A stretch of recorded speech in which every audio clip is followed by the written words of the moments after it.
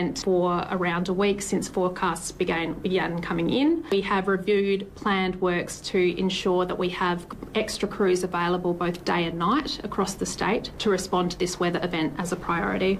An arrest has been made linked to a drug bust 6 months ago. In December 2025, police intercepted a suspicious parcel at Adelaide Airport. It contained illicit drugs, LSD, MDMA, cannabis, ketamine and magic mushrooms.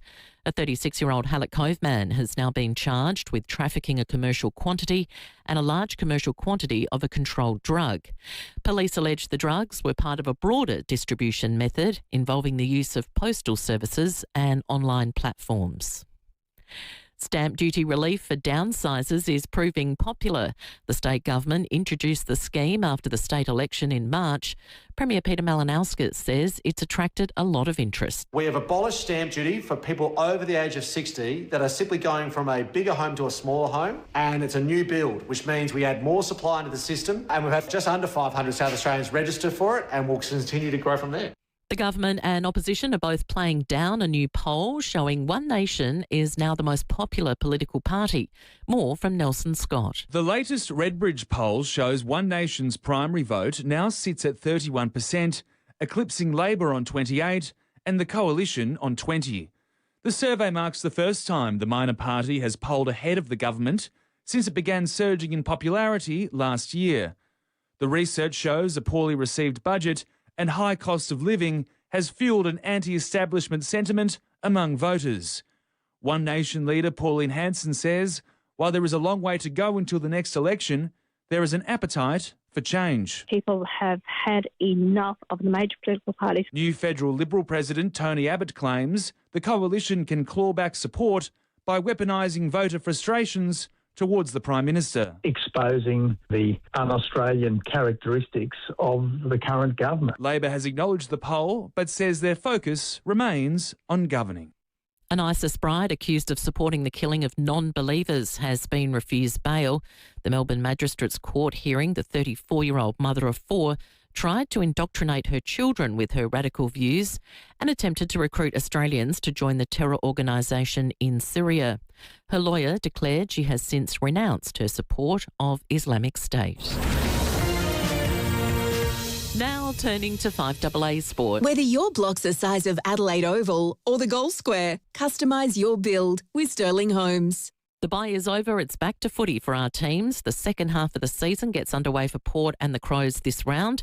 Adelaide kick it off against the Cats at home on Thursday night. Coach Matthew Nix says Isaac Rankin won't return this round. Meantime, the Power head west to face the Eagles on Saturday. Dean Solomon admits he's turned off his social media after being appointed Essendon's interim coach. A speculation mounts about a James Hird comeback. The Bombers losing last night to West Coast by 30 points in his first game in charge. Well, Australia's Socceroos coach Tony Popovich is warning against writing off his youthful World Cup squad. 17 of the 26-man squad are yet to play at a World Cup. And pole vaulter Nina Kennedy has won the Diamond League meet in Morocco.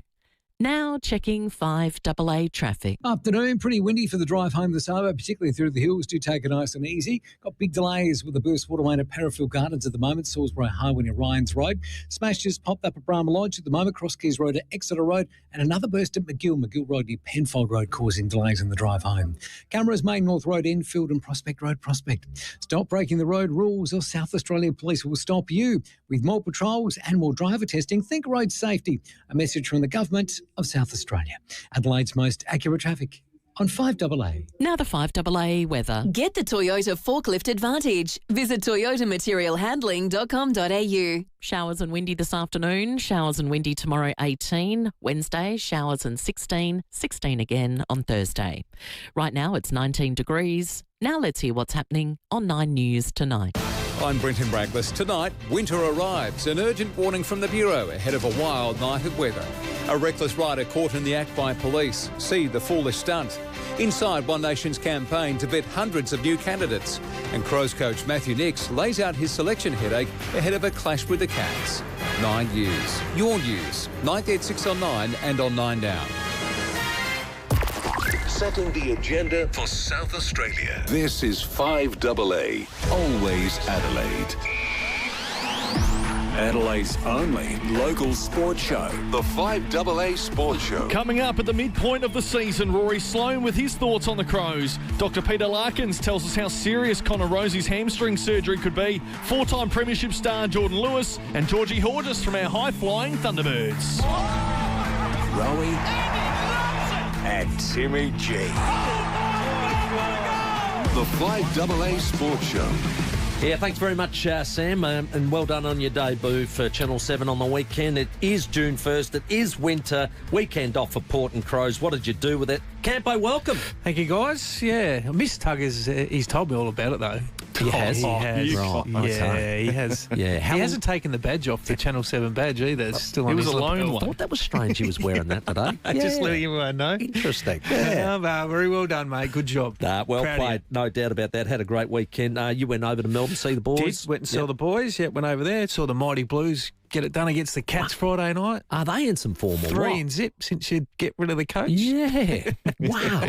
They really actually played really some well. good footy, haven't they? had. Yeah, that was as good as I've seen them play, and particularly live. They were very, very good against the Cats. Now, we don't want to get too excited, Timmy, but the only thing about that is the Crows on Thursday night against the Cats. I would have thought they'd be pretty angry about that. You would expect a response, but maybe it's a good thing they're catching them off a loss, you don't know. Oh, well, we'll see what happens. We're going to talk about that in a minute with Rory Sloane. But I went had a weekend off. Yep. So I went with a couple of mates and we went and hired a house down at the old Aldinga. And nice. Lovely part of the world. It is magnificent coastline down there, isn't it? Yeah, it's really underrated. Anyway, so off we went, and a mate of mine used to work with a bloke he's a regular caller to the show, Pete from Aldinga.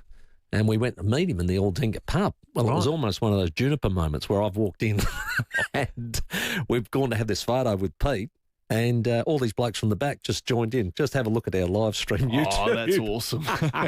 These blokes have come over the top, put the old bunny ears up, you name it. They were hilarious. Trev, Darren and Jim, g'day. There's Pete in the front there from Aldinga. So you got to look after your listener base, don't you? Great. That's a classic, Did isn't you it? shout him a beer, Tim? Absolutely not. They didn't have the code word like you had on Thursday night. Yeah. Classic stuff, no doubt about that. Mid-season and a bit of a review. We've got some bad news today. Got Dr. Peter Larkins coming on. Connor Rosie, more nerve damage around that. He might have to have another bit of surgery, which will put him a bit further out, and then it's basically season over, isn't it, if that happens? So yeah, well, it'll be interesting to ask, because the question I want to ask is, can it happen again? So even though you go and have surgery to try and clean it up and tidy up the scar tissue, what's the next stage of it? Can it return? Does it come back less? Yeah. Is he better? Clearly they want to do it so he is better, but geez, it sounds like a risk, doesn't it? A big one. So, yeah, we'll see how that goes. Look, Jason Horne-Francis was interviewed and sort of asked, well, what do the players need to do? Curry's focused on us being player-driven and in meetings and us speaking up. Mostly about just being powerful and a smart team. That's what we want to be. We communicate on field and handle things that come to us on field. Ultimately the coach are in the coaching box. Yeah, so a bit of player-driven stuff and the like. Yeah, I think it's important. There's nothing wrong with empowering your playing group, but I think your group's got to be ready for it too, Timmy. You would look at a Brisbane team or a Geelong team that's been, got a lot of experienced players in there. You would expect that. And I think Brisbane would be going through that right now. Correct, yeah. They would be having some really honest meetings around what they're doing and what they're not doing well. And Chris Fagan would be driving that as well in terms of what the standard is. So, yeah, it's nice to hand some of the stuff over. And I think what Jason's probably saying in the meetings, we want to hear, tell us what you're feeling, and then hopefully that can sort of help game day. But that's what the coaches are there for, to help players game day, because there's a lot going on for a young player without them going, well, maybe I should speak up here. So they're often worrying about their own performance as well. Get that right. The Crows CLK legal injury update. Rankin is out, we know that. Calf. Yep.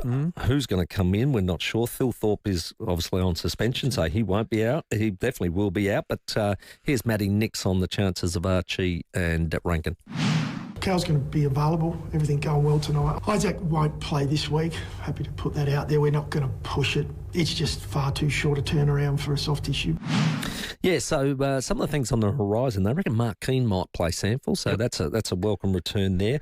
Coming likely return of halfback last time he played, Isaac, and 5-goal Tex, they're calling him. Yeah, 5-goal Sample Tex. Yeah, so he probably comes back in for the Thilthorpe out. So chances, Geelong?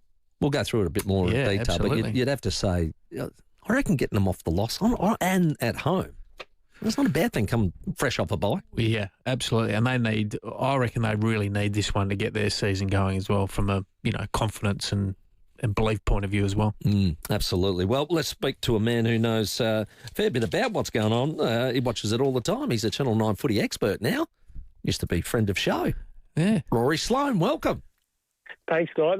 Footy expert, jeepers. I do watch. I probably watch too much footy at the moment, but no, I learned from the great man Campo, so I'm just trying to implement a few things that I learned from him. Yeah, that will go down well if you keep that up. He likes that sort of feedback. The halftime report for you on the Adelaide Crows, Rory? Yeah, look, for me, I'm probably glass half full. I'm probably like most fans now, a little bit frustrated they're not playing a little bit better, but I look at where they're sitting at the moment, not playing their best footy in a couple of key areas we'll probably touch on in a sec, but I go, if they can tidy up a couple of areas at the moment, and for me, they stand out. If they can tidy those up back part of the year and get a few of their troops back, I reckon they can really launch coming into finals. Whereas last year I looked at so many of their squad, albeit they were pretty young, and a few guys across the midfield in Berry, Saligo, Peatling, all playing big midfield minutes last year, all hit finals, I think, flagging. So I see a lot of positives. They can finish this year off really strongly and fresh. Well, some of those things, Sloaney, I mean, we talk about how good Adelaide was scoring last year. They're probably 2 goals less from scoring and a goal from defence, which they're normally pretty good at. Their turnover games just dried up a little bit as well, and had a good look at the numbers over the break. They've been pushed a little wider. They're not being able to get through the corridor, so teams are definitely defending them differently. They are, and that's the way a lot of teams want to defend, good sides that move the ball well, and that is the area that I think Crows have to improve on the most. I think defensively they're still stingy. They're still pretty solid. I think since the start of the year, their front half game's gotten a lot better. And their pressure up forward's gotten better too. And I know off turnover, they really want to go corridor. And they are being held up at the moment, but they've just got to be bold. They've got to take the ball on through the corridor. And they've just got to get that ball in and use that handball receive a little quicker to get it into that forward line when there's not as many numbers, because that's what teams are doing. Teams are getting back so hard and so quickly into that forward line. It's clogging up the space for guys like Darcy Fogarty and Riley Thilthorpe. Well, the other thing too, Sloaney, I quizzed Rowie when he was here last week around. They were so good last year. I mean, their best players played well every week. They had guys in really good form. They had some really good development in players coming through. I asked him the question, who's stood up and improved this year and who's plateaued? I ask you the same question. Well, for me, I'll start with Jordan Dawson's. I think the way, his years so far, I'm so proud of the way he's played under unbelievable circumstances for him. And he has continued to rock up, continued to perform and continue to stand up. So I think he's been outstanding. Braden Cook's one of the great stories of the club this year, and so is Wayne Miller.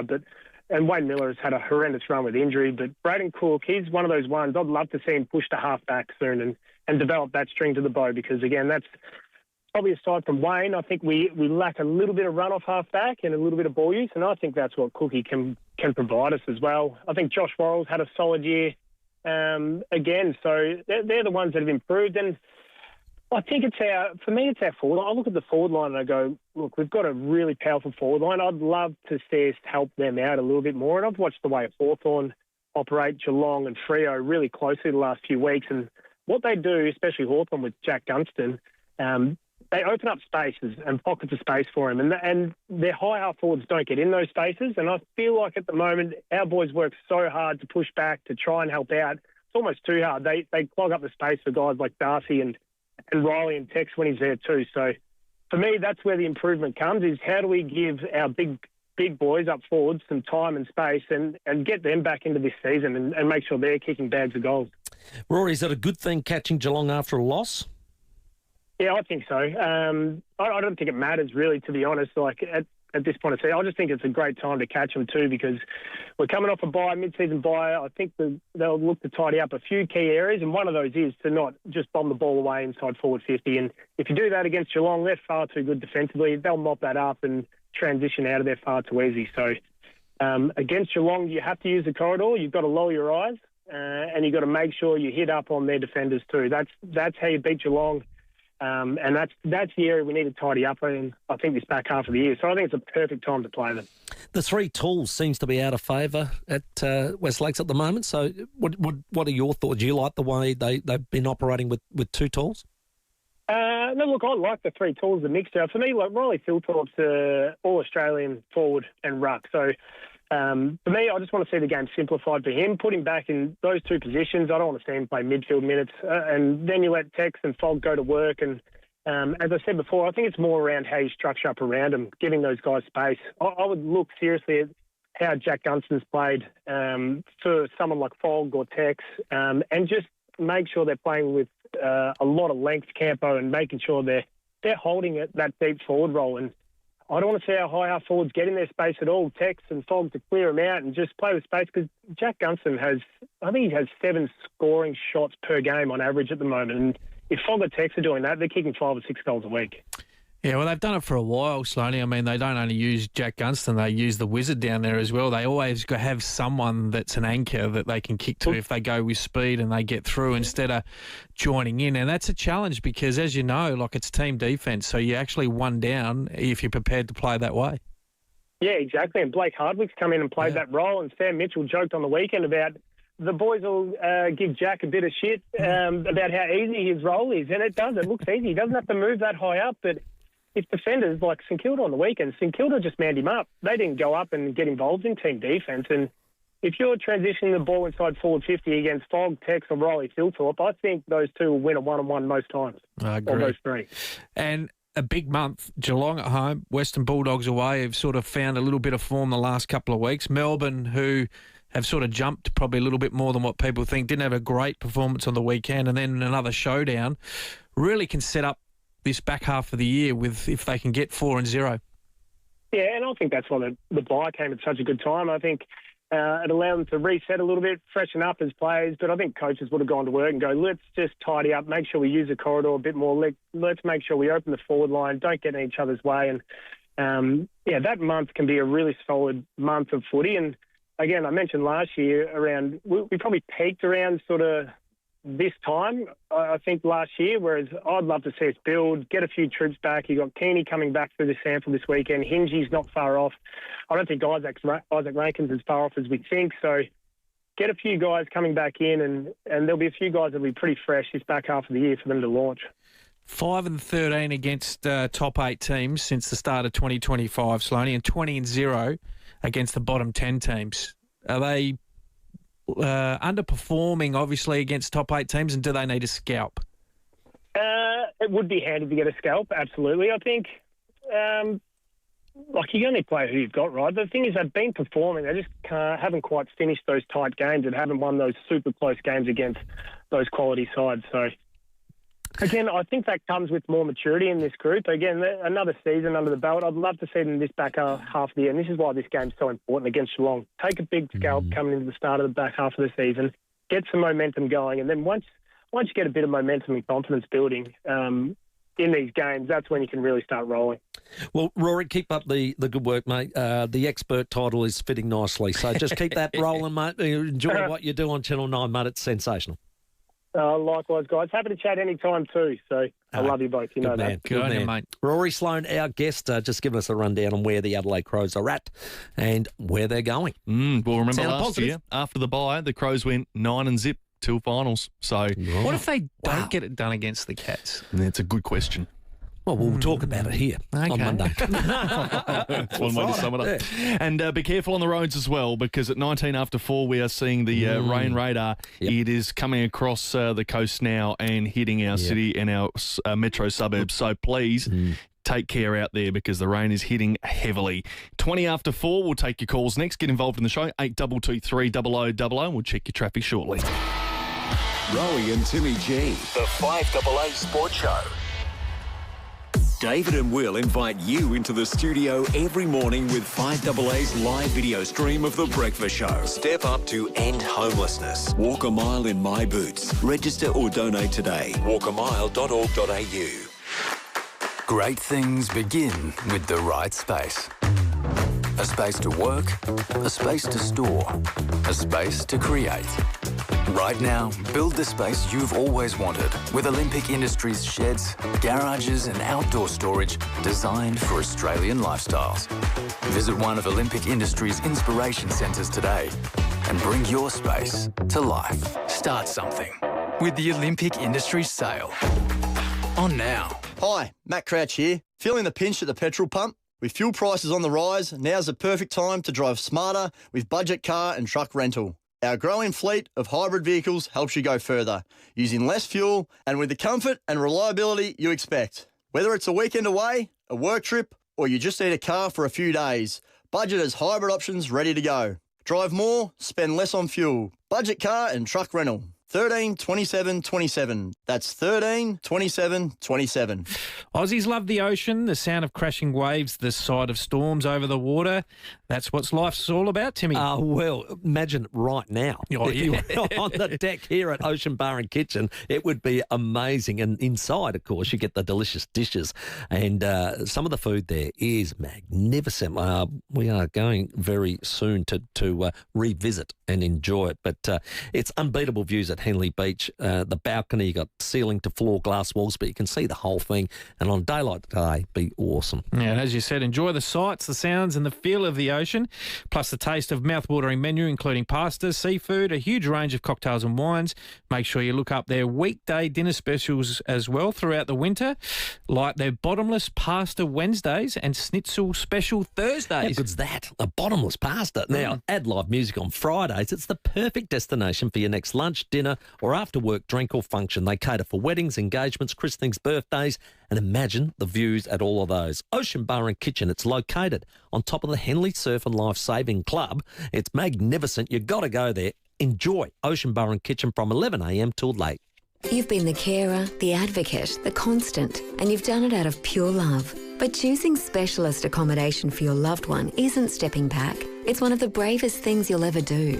Para Ability Community Care provides disability accommodation where every person is genuinely known, supported and cared for. We improve lives, and with our pack, you can go back to being the most important thing, the loving family member.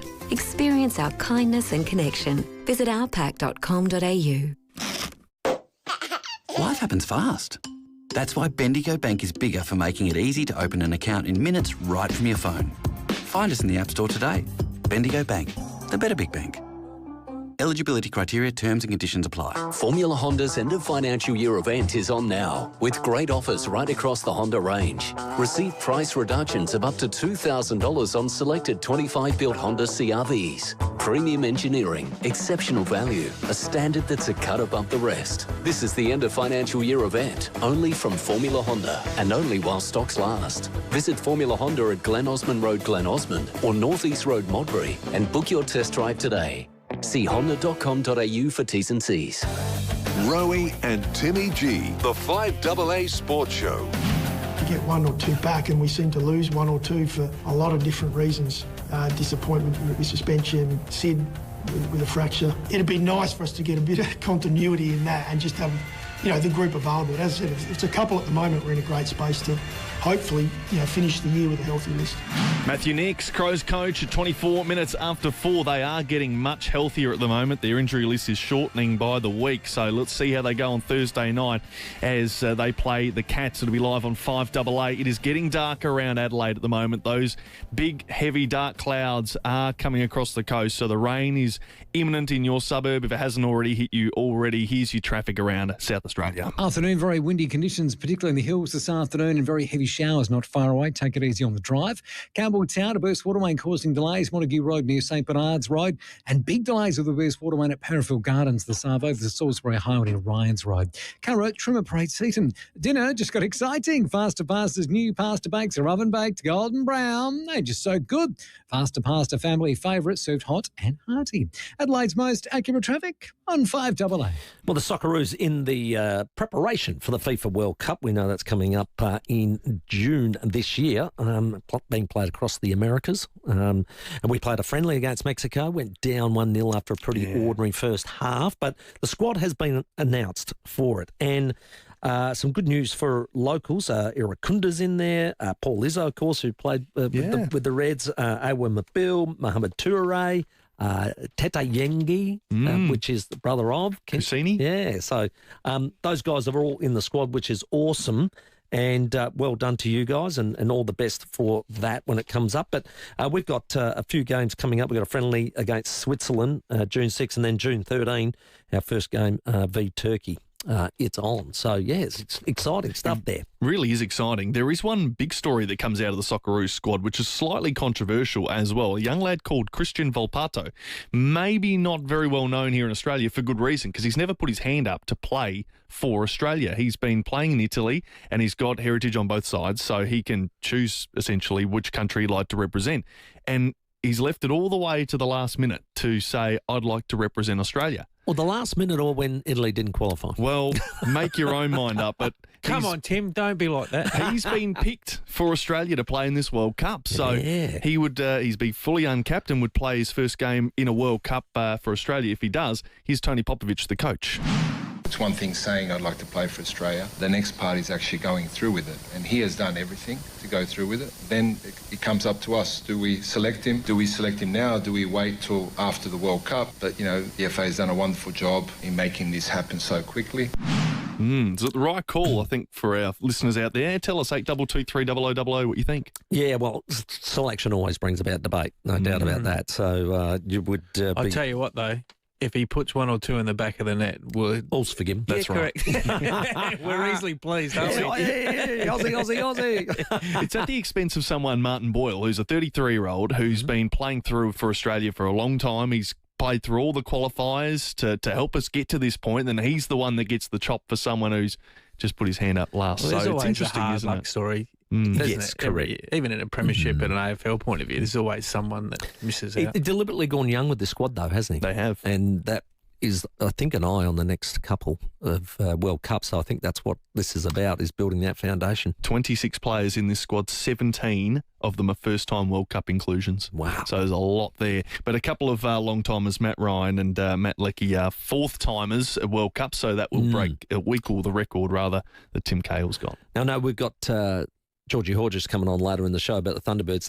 They played the second top team and smashed them. 19 points they won by all goals. Well done. And it was a display to be admired, and it's just incredible how Pretty nice how well going into the final series knowing that you did that to the second-ranked team. And them knowing it. That's the main thing, them knowing it. But they couldn't do it. And they had the two diamonds, goal, attack, goal, shoot. Yeah. And I'll tell you, the defence was unbelievable. It was on fire. Yeah. So well done. Gave them nothing. And Georgie Hodges and Matilda Garrett, congratulations. They are in the Diamond squad. Congratulations. Yet again, they are so impressive. We'll take a quick break for the 4:30 headlines, but we love your calls on the show. Did you go along to the Thunderbirds on the weekend and see that impressive performance? Would you like to have your say on the Crows and Port Adelaide or the Socceroos squad? 82230000 is our number. Lines are open. The 5AA Sports Show. Rowie and Timmy G. I'm no shrinking violet. David Pentberthy and Will Goodings. But I feel a bit uneasy in the city at times, and if you had friends visiting from interstate and they were looking for something to do on the weekend, would you tell them, why don't you go down Rundle Mall? If they're from Melbourne, I would. 5AA Breakfast. I figure that they're already wearing Kevlar, so... Adelaide's leading breakfast show. Not enough is being done to stop antisocial behaviour. Weekdays from 6 a.m. on 5AA. Always Adelaide. At Nurse Next Door, we believe in making lives better by helping families stay close when it matters most. If someone you love is nearing end of life, the government's Support at Home End of Life Pathway provides up to $25,000 in funding for intensive care at home. Nurse Next Door is registered to provide this support, helping you access funding so compassionate care can be delivered at home. Find out more at nursenextdoor.com.au. Eligibility criteria apply. You've known us as Fuji Jiu-Jitsu. We're now General. We've changed our name, but not who we are. Right now, when you purchase a General Airstage ducted system with Cool Finance, you'll pay no deposit and no interest for up to 60 months. Just get a General. It's Australia's favourite air. Get a General. Purchased by 30th September 26. Domestic only. Approved credit card applicants only. Fees, T's and C's and minimum finance amounts apply. Credit by Humcars Proprietary Limited, ACL 247415. See generalairstage.com.au. This is 5AA News. Always Adelaide. Good afternoon. Mel Usher with the news headlines. Winter has arrived right on cue. A strong cold front is sweeping the state, packing heavy rain and strong winds. An arrest has been made linked to a parcel of drugs intercepted at the airport 6 months ago. Stamp duty relief for downsizers is proving popular. Almost 500 people have registered in 2 months.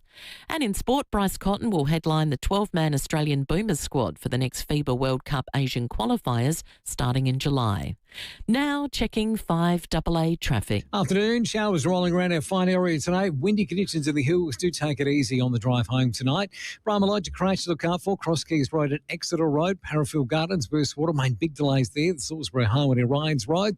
And urgent sewer works in McGill to look out for tonight. McGill Road near Penfold Road.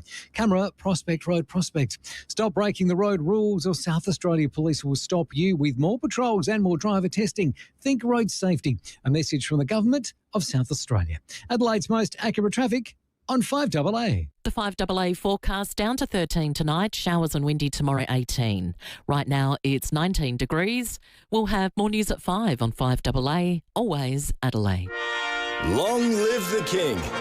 And long live this long weekend in the new beer garden at the Mosaic Hotel, West Lakes.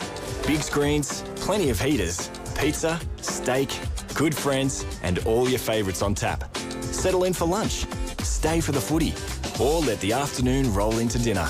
Plus, if you're up for a different kind of round, have a hit at X-Golf upstairs. It's all waiting for you in the new Mosaic Beer Garden at Footy Park Precinct.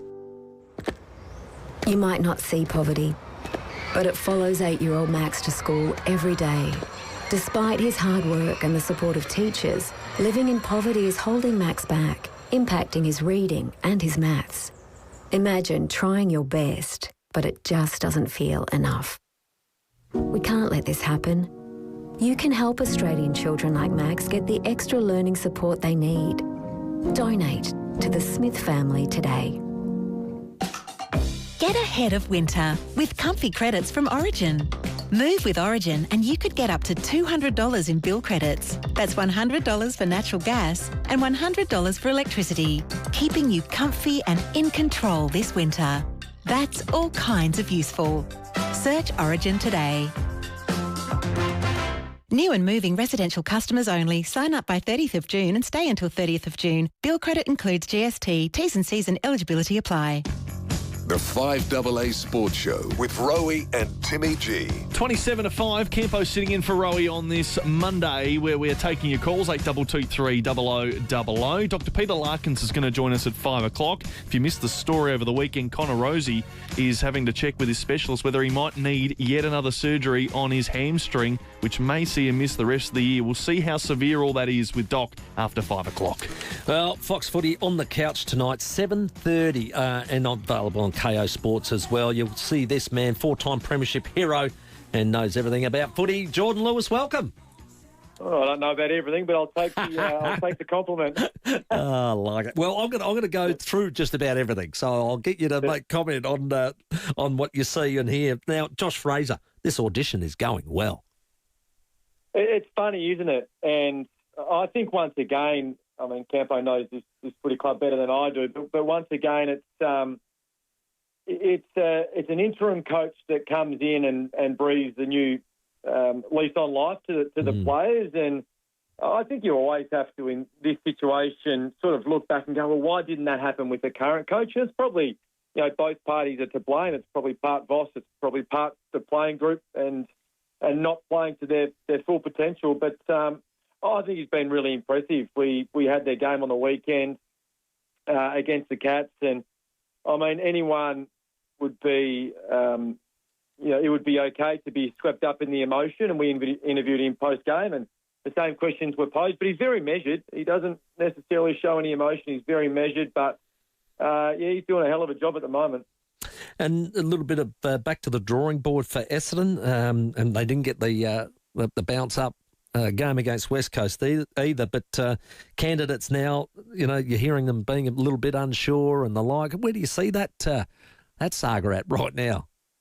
Yeah, I think it's been a really messy week, to be honest. After the Brad Scott announcement and then the press conference, and then James Hird, and I don't think he had nowhere to move. He was asked a question, he answered it honestly, but then that conversation gets explored, I think, a little bit more, and what that might mean to the footy club, what it might mean to potential coaches, and then so a lot of the focus, as much as you try and put it into training and put it out into the field, the players hear and read and have to ask questions from friends and family about what's going on. So I think that takes its toll eventually. So it's been a big week. Then you travel over to the West and you get beaten, convinced. 30 points. It felt like it was a lot more than 30 points, but you get beaten over in the West. Just capped off a really disappointing week, I think, for the Essendon Football Club. Well, the other team that's struggling is the Tigers, Geordie, and the Swans made real light work of them. So they, Charlie cashed in with 8 there, and Isaac Heaney, he's been unbelievable in terms of his ability to generate ball and also hit the scoreboard as well. Yeah, if he's not the best player in the league, he's in the top 3. I don't think there's another. There's certainly not another midfielder. You could sort of say he's a genuine midfielder at the moment, but to have 30 and kick 5. Not on a regular basis, but semi-regular at the moment. But they just had their way, and I was sort of critical in the call. I did this game. I think if you're going to go out and lose by 114 points, I would have liked to have seen a few more risks taken with Richmond. I still think they could have challenged a little bit more through the corridor and played on a little bit more through handball and challenged this Sydney side. I just don't think they did that. I think they played really conservative. And, talking to a few people after the game, and this is always the risk with a young side too. They had the bye this week. Well, they've got the bye this weekend.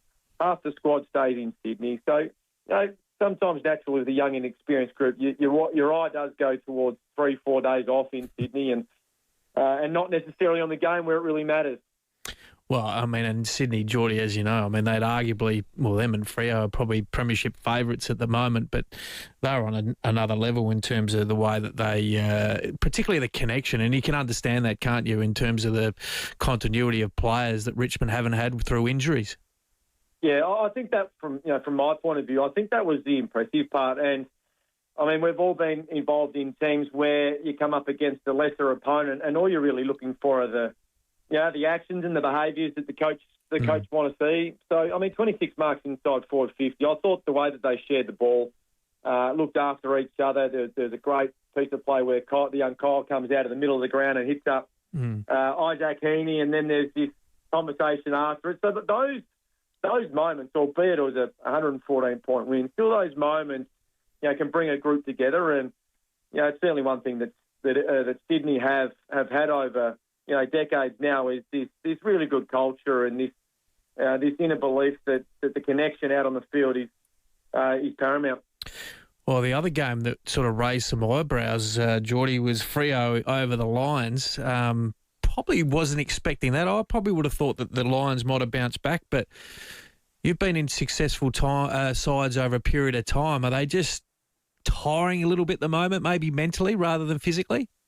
Yeah, and I think the last thing that you hope you sort of hold on to when you're going through this is confidence. And for me now, they just look down on confidence. So this side that is probably being viewed from the outside as, nearly being invincible and they had this aura about them, they've just lost that. So once you lose that, and now sides, I know Fremantle are a good side, but now sides come up against you and they don't fear you anymore. And that happens really quickly, in the space of sort of 3 to 4 weeks. So they look like that at the moment, and it's a precarious position to be in, trying to search for form, search for continuity, search for, for what happened in the previous sort of 2 to 3 years. They still had, nearly 60 inside 50s. So, the supply's there, the connection's not at the moment, but I think we can all agree that Fremantle would be, and I think you mentioned it before, Cam, Fremantle and Sydney right now are certainly premiership favourites. And you look at the list of Fremantle, and this is what you want. You build your list over a period of time, and you want to have stars on every line. But the most important is your spine, your key defenders and your key forwards, and it looks like they've got those. No doubt there. Nathan Buckley, on the coaching front, it's been rather quiet. Is it Tasmania or nothing there? Or because I haven't heard the name sort of being brought up, by Carlton people or Essendon people and the like. Is it just Tasmania for Bucks? Well, it's funny, Tim. I mean, we try and ask the question, but he's real prickly when it comes to... Keep asking him, Geordie. He's bugger. That's what he's getting paid for. Big John Brown's on tonight, and we mentioned and welcome back. This morning. I said, just poke the bear. You sit next to him, so maybe you can ask it and pretend you haven't been watching any TV or news of recent times. But I think he's certainly gone back into coaching clearly to get another senior coaching position. So there's a few around, isn't there? There's a few around, including Tasmania. So, I would imagine that if a deal hasn't been done with Tasmania, that he would put his hand up for the other two coaching roles. But I promise you, I'll ask the question tonight. I'm not too sure whether I'll get an answer, but the question will be asked. Well, that's why we watch on the couch for. Yes. That's why we do it. The Saints 5-7. You reckon the supporters would be thinking, "Oh, come on, want a bit more for me money"? Yeah, I think so. I think watching the weekend, and there was just a few interesting decisions, and to play Wilkie deep, I know he's your best defender, but to play Wilkie deep on Gunston and sort of take away that intercept marking ability that he provides and the leadership further up the field, I thought that was an interesting positional move. Got changed after half time, and they sort of held sway a little bit, but yeah, you invest a lot of money. I know Naz is out, but you invest a lot of money in a couple of players, and one's out and one's certainly not performing as well as the supporters would like. It certainly does become a concern. And then there's conversations around players that are there, and Darcy Wilson's name has certainly been mentioned about, are they looking elsewhere? Can they get the financial package that they want at St Kilda with the money tied up, or do they try and maximise their talent somewhere else? And your old mob, the Hawks, are still going nicely there, Geordie, as well. I love the Jack Gunston Hardwick banter during the game. I think that's fantastic. It's a great little sideshow, and you can see that the players especially love needling Jack. It's great. Yeah, well, I think Jack is the type of person. He's a mummy's boy. He went to Adelaide and he missed home, so he had to come back home to mum. So he's got that soft underbelly. But footy clubs are great levellers, aren't they? Yeah, they are. And as soon as you get ahead of yourself, not saying that Jack is, but you miss a week or you miss a couple of weeks, and Hardwick comes in and performs the role that Jack has been doing. It's good fodder for teammates, and they're certainly letting him know that he does have the easiest position in the league. I like it. Nick Watson, there was a little bit of controversy about that half-time goal just coming off the mark and the like, and we had a caller on Friday ring up and tell us that he looked it up, and section 20.5 says that you are allowed to approach the goal from any direction so long as it doesn't open up your angle. If it makes it more acute, then there's not an issue. So then there was another There's one. A bylaw. Their bylaw. Can't go any more than a metre. And I wouldn't have thought he did. But what did you think of that one? And, well, it didn't have a bearing, but maybe there's room for clarifying that one.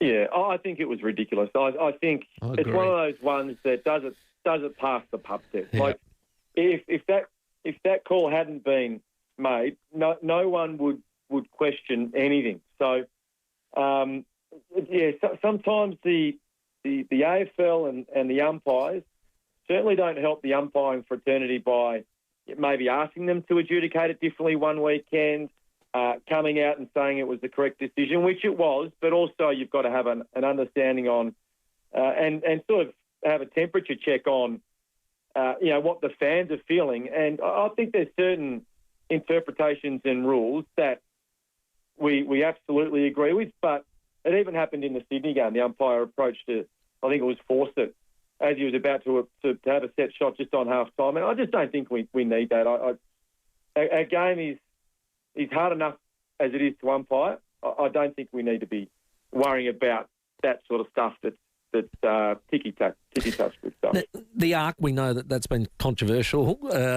The David Roden and Dempsey goal controversy. Now, David Roden gets cleaned up. He's our favourite goal ump, by the way. We love him, and he always loves making a call. Well, I think that's why people love him for that. But isn't that where the third umpire arcs, stands up and says, "Oh no, actually, you were unsighted.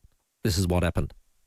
Yeah, I think once again, in certain situations, David Roden was under pressure. He clearly had been knocked over, and there's other people around him that should be able to have an input in terms of the decision that's been made. And I mean, you probably weren't awake at 11:40 on Friday night when Jared Waitley went on a rant and about the arc, and he said it never worked. I think it's there for these howlers, and it could have taken 5 seconds to work it out, and then buzz it back down to the umpires, and the decision can be made. So, I mean, once again, we just don't help ourselves with these decisions and the options that are available to either the arc or the umpires in terms of these decisions that seem quite obvious and easily fixed. Yeah, look forward to it on the couch tonight, Geordie. Thanks very much for your time. We appreciate it. No worries, boys. Excellent stuff. Fox Footy and 4-time Premiership legend Jordan Lewis on the couch tonight at 7:30. Fox Footy and KO Sports. Lots of footy fodder to talk about. Have your say on any of that and more. 8223 0000. We have a $100 Ocean Bar and Kitchen voucher to give away to our best caller tonight. So get involved now before 5 o'clock. It's time to check your traffic. Windy conditions, especially the hills to Savo. Big showers falling, so take it easy on the drive home. And look out for big delays with the worst waterman at Parafield Gardens. Salisbury Highway and Ryan's Road. Crash at Brahma Lodge to look out for. Crosskeys Road, Exeter Road. And slow going with urgent sewer works at McGill this afternoon. McGill Road near Penfold Road. Camera, Phillip Highway, Elizabeth South. This and a financial year, make it a Mercedes-Benz. Enjoy GST savings across select new models until June 30. Visit your nearest Mercedes-Benz retailer. T's and C's apply. Adelaide's most accurate traffic on 5AA. Rowie and Timmy G, the 5AA Sports Show. Maybe you're not winning a sprint anytime soon, but you're not old. Try experienced. That's more like it. You've lived, you've experimented with things, so now you know what you like. With support at home by Rest Haven, we help with that. From jobs around the home to nursing and clinical care. We've been around for over 90 years, so we know how you can stay living your way in your home. Experience counts. Find out more at resthaven.asn.au. At my age, preparation is just part of life. To prepare for viruses like influenza, COVID and RSV, I get vaccinated regularly. Viruses are always changing. That's why vaccination really matters to protect yourself against serious disease and hospitalisation. And the risks go up when you turn 65. Vaccination is the best preparation. Speak to your health professional and book your vaccinations today. Authorised by the Australian Government, Canberra. Treat your family and friends to something a little fancy from FIVEAA, your family liquor stores. If you relish your winter reds and you like them full-bodied, we have SA-made Shiraz, Cabernet Sauvignon and Malbec for you. A great way to warm up is with a dram of whiskey, and we have many great Australian distilleries with their own distinct flavours. Beer tastes change too, but you're covered with local craft stouts and porters. FIVEAA, your local independent SA family liquor store for over 50 years. Now it's back. The Hutt Street Centre Walk a Mile in My Boots, Friday, August 7th. Now, for too many people in our community, something as basic as a warm meal, hot shower or a safe place to sleep, it's still not guaranteed, and that's sad. Yeah, it is sad. Yeah, Hutt Street Centre continues to see more South Australians turning to them for support, with demand rising year after year, especially through winter as well. I've done this and I really enjoy it. It's an amazing sort of gathering of people, and you sort of go for the walk, and it's just it's a really good thing to do. You can take part in Walk a Mile in My Boots, raising much needed funds and awareness for people experiencing homelessness. Yeah, it's easy to get involved. Sign up, tell your friends and family, and walk together on Friday, August the 7th. And if you can't make the walk, every donation still makes a real impact. Spot on. Step it up to end homelessness. Register or donate today at walkamile.org.au. G'day, it's Eddie May here from NRG Solar. If you're a business thinking about advertising on radio, I think the first step is to actually contact one of the crew at FIVEAA and just have a look at what the demographic is, how it would work for your business, what sort of ads might work for you, and then you can make an informed choice as to whether this is the path for you to take or not. In our particular space, there is more and more solar companies on radio, and I think it's important that you stay in the mix. So for us, it's part of our strategy. It's not our entire strategy. It's one of 5 different sources, but, you know, if you don't have them all in there, then you're just not part of it. To get your message out there and grow your business, visit 5AA.com.au and hit the Advertise With Us link. Rowie and Timmy G, the 5AA Sports Show. Campo sitting in for Rowie here on this Monday night. Your calls, 8223 0000 before we talk to the doc, Peter Larkins at 5. Absolutely. We're taking your calls, 8223 0000. We've got Robert, who's all the way up in Brisbane. G'day, Rob. How you going, Tim? Just a quick one on Christian Valpato being selected. I think after watching the first half yesterday, we need a good replacement for Riley McGree because the players are out there, and Lecky just looked underdone. So I've got no problems with him being selected at the last minute. There you go. Good call, Rob. Thank you very much for that. And that's all we needed. Just a bit of confirmation. We needed to know. Talent exactly. I haven't seen him play yet, so that's good. Thanks, Rob. Cheers for that. Let's go to Ange at Two Wells. Hey, Ange. G'day, boys. Beautiful weather out there, isn't it, eh? Beautiful. Just be safe out there, mate. Yeah, slap at Two Wells. Don't you worry about that. Hey, boys, do we need to do like the NBA, like a multi-billion-dollar business where every team can have one challenge? Like, it seems to work at the NBA. Because let's be honest, if it was a closer game against Geelong, do you think Scott would be as calm as he was the other night?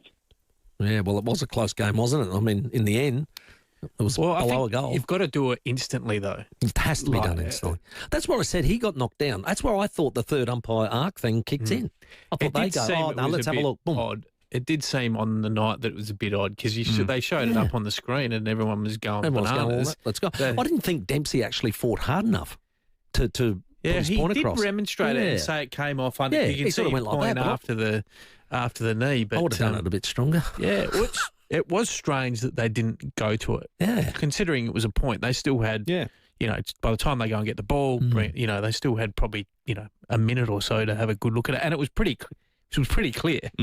Like on review, wasn't it? Yeah. Like it wasn't you sitting there going like the finger touch or whatever. No. Sometimes it's a bit grey, but it was definitely clear cut. Well, the AFL said when they brought this technology, after the Ben Keys incident, it would take 8 to 16 seconds to get that sort of review done if it's that obvious. I think the Ollie Dempsey one should have taken. Though, has it? If you had 16 seconds to look at the Ollie Dempsey replay, I think you could tell it was a goal 3 times below the knee. Yeah. No, I'm with you, and I just can't believe it hasn't been able to be activated. Well, I was actually surprised that Dave didn't actually send it up there as well because he did get knocked over. Like he was a little bit unbalanced and probably, but he went with it, and ultimately, he doesn't get many wrong. No, that's right. But he was, you know, what would you say, incapacitated. Yeah. Mitigating circumstances and the like. So, hey, got a question here about how good is Harry Dean now? That is the son of the legendary great Peter Dean, 87-95 premiership player. He was. This lad, he looks a bit different too. Yeah, well, he's orange hair and freckles. Dean's not quite that. But very similar. He's as Pete himself said, he's much more talented, much more skillful, and a better player than he is now. Now that's a lot because I played with Pete, and he was one of the most reliable, toughest defenders you could ever get in, and arguably probably could have gone close to winning a Norm Smith on grand final day. And people forget he actually got knocked out cold in the prelim. Wayne Swash knocked him cold in the prelim final, and he ended up playing the week because we had the week off in those days. It was the 5, so prelim we had the week off, and then he played in the grand final. So still probably the 12-day symptom, but Harry, quality young kid. You know, to do what he's doing as a key defender. Sometimes you can get a little protected as a midfielder sort of forward when you come through there, but he's had some big jobs, you know, this year with Wiedering not playing in some games with some injuries and stuff, and he's going to be a special talent for a long time at that footy club, and announced as the round 12 rising star, which well deserved. Yeah, congratulations. There you go. Well played there. We've got a few texts coming through. Need to have AI make these calls in seconds. AFL just needs to invest. That'd be good. NBA is going down this path. That's an interesting one too. The old AI taking our jobs, yelling at the cloud. Another one there's just saying about Carlton. Are they actually, some of the players playing for their careers now, and they had to step it up maybe, but was it, I don't know.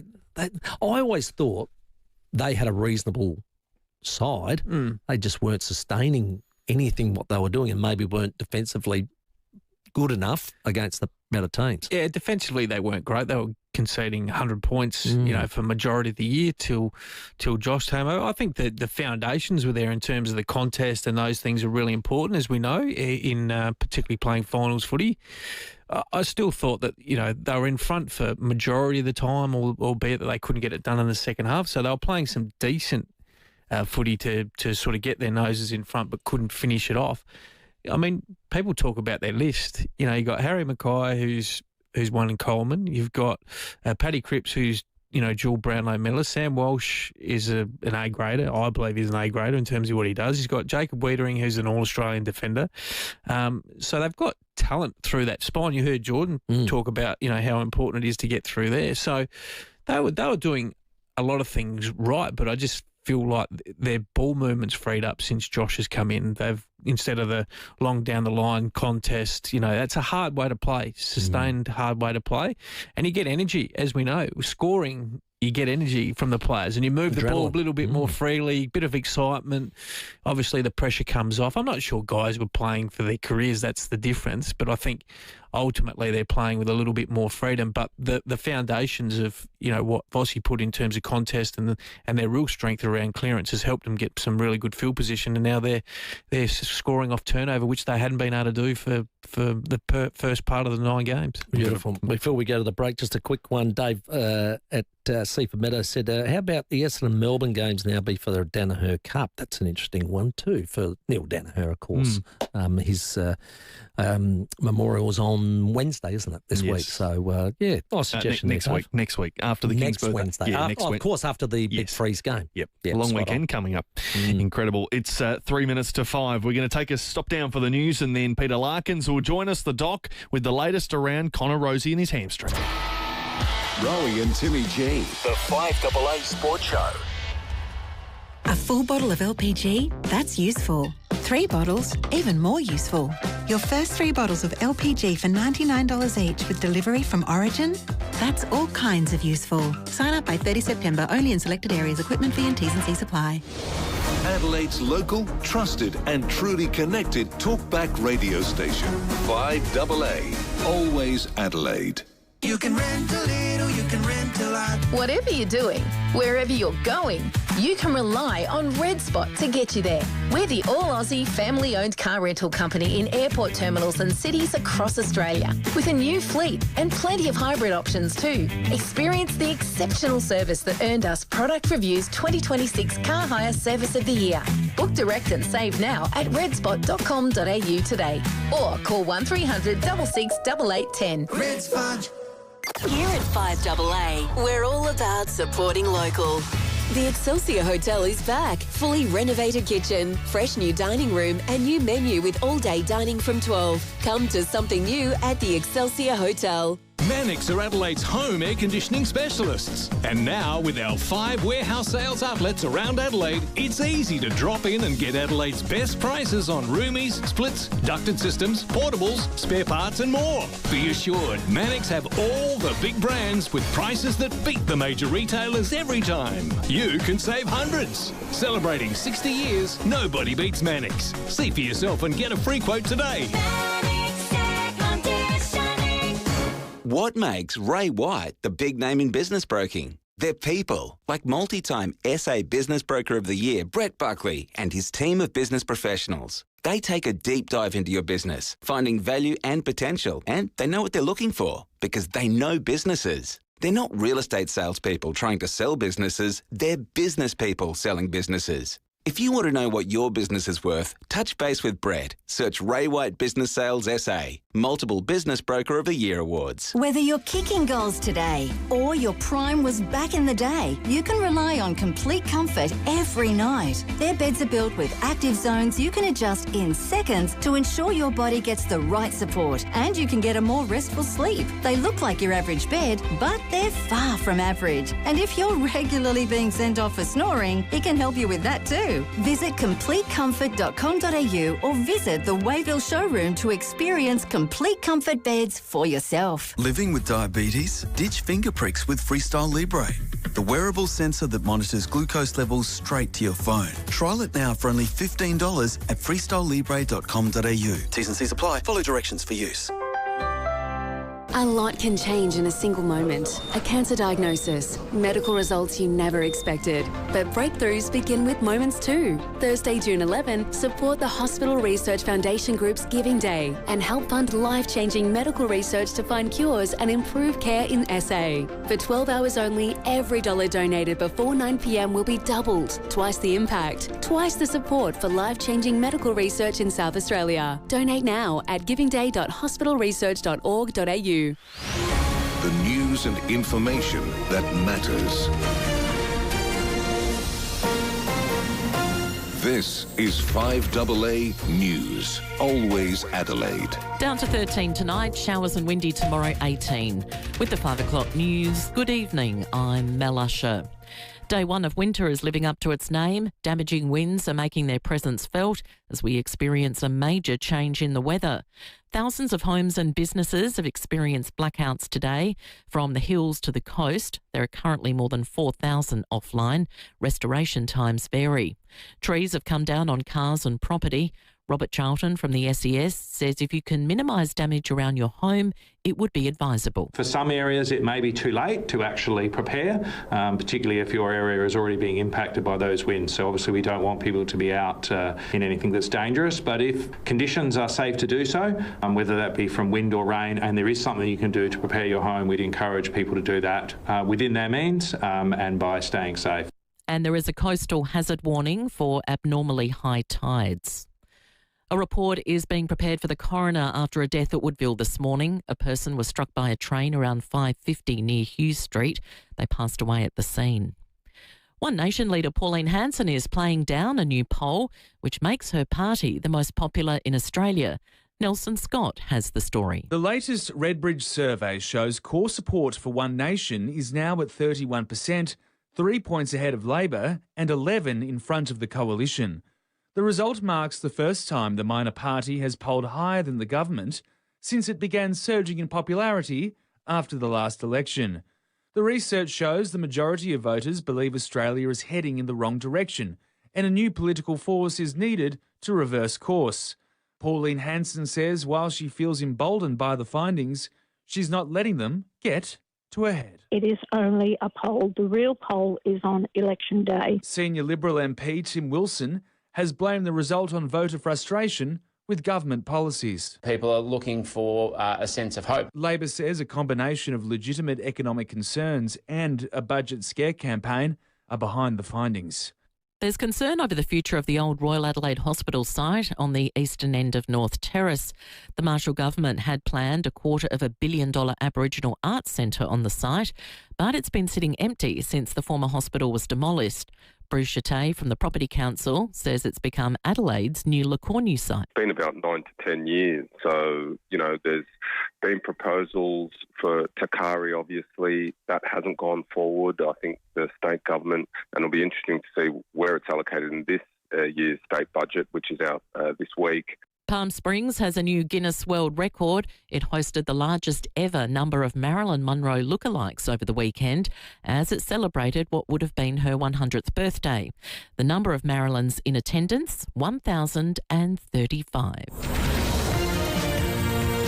Now turning to 5AA Sport. Whether your block's the size of Adelaide Oval or the Gold Square, customise your build with Sterling Homes. The Crows kick off the second half of their season on Thursday night against the Cats at home.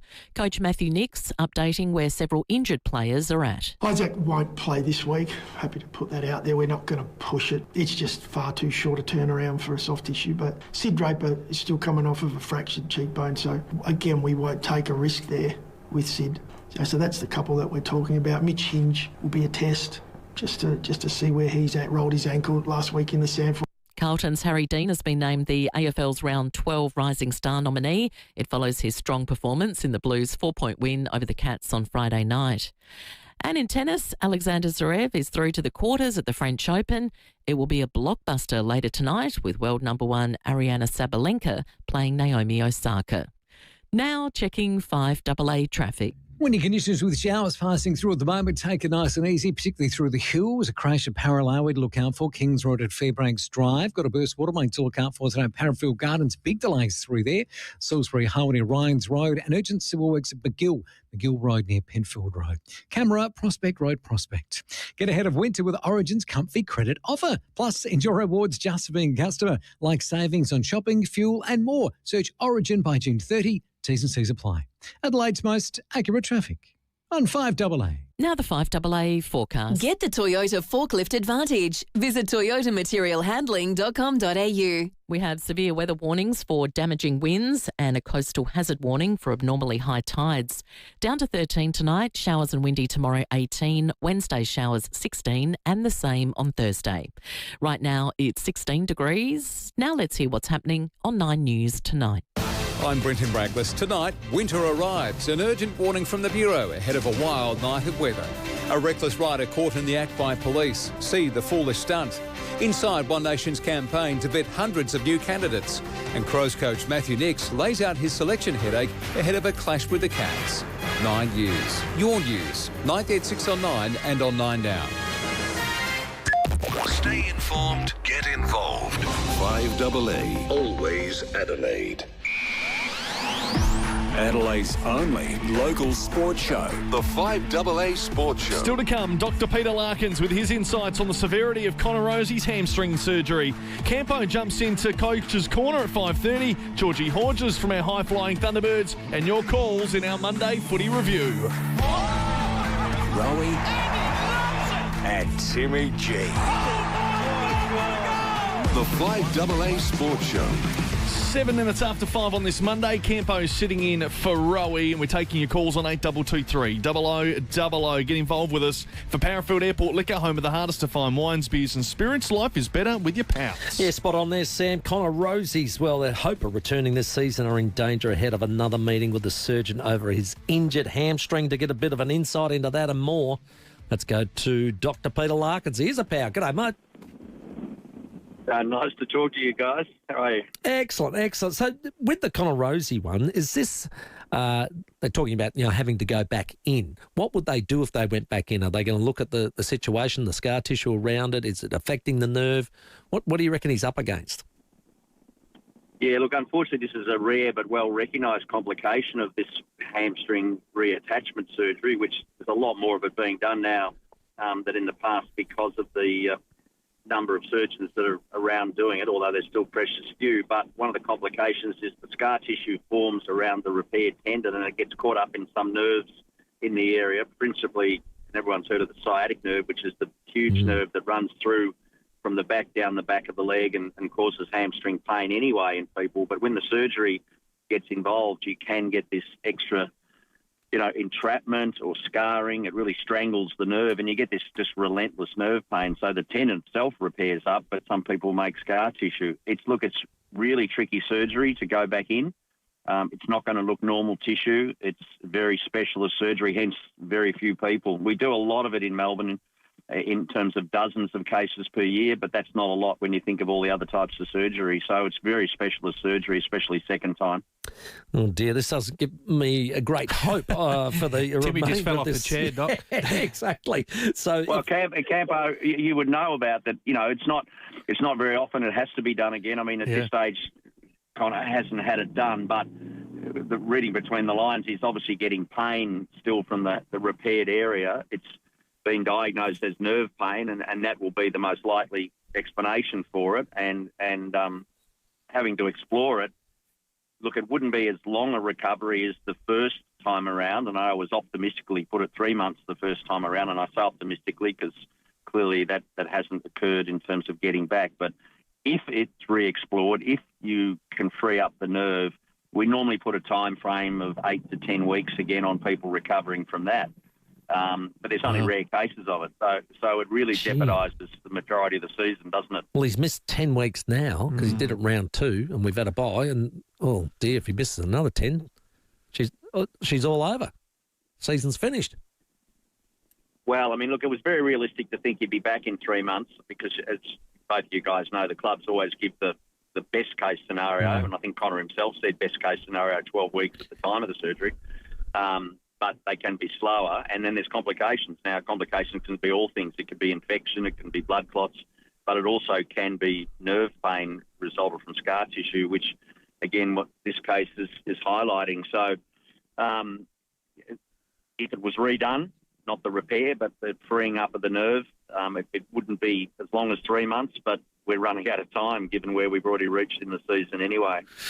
Yeah, it's a tough one, Doc, you know, particularly with one of your A-graders and your captain. I always wonder with these ones, Doc, especially, I mean, we know with broken bones and some soft tissues, you know, the mental part of getting back to playing is somewhat easier, but would this one be a little bit different, knowing particularly now he's having some issues with it?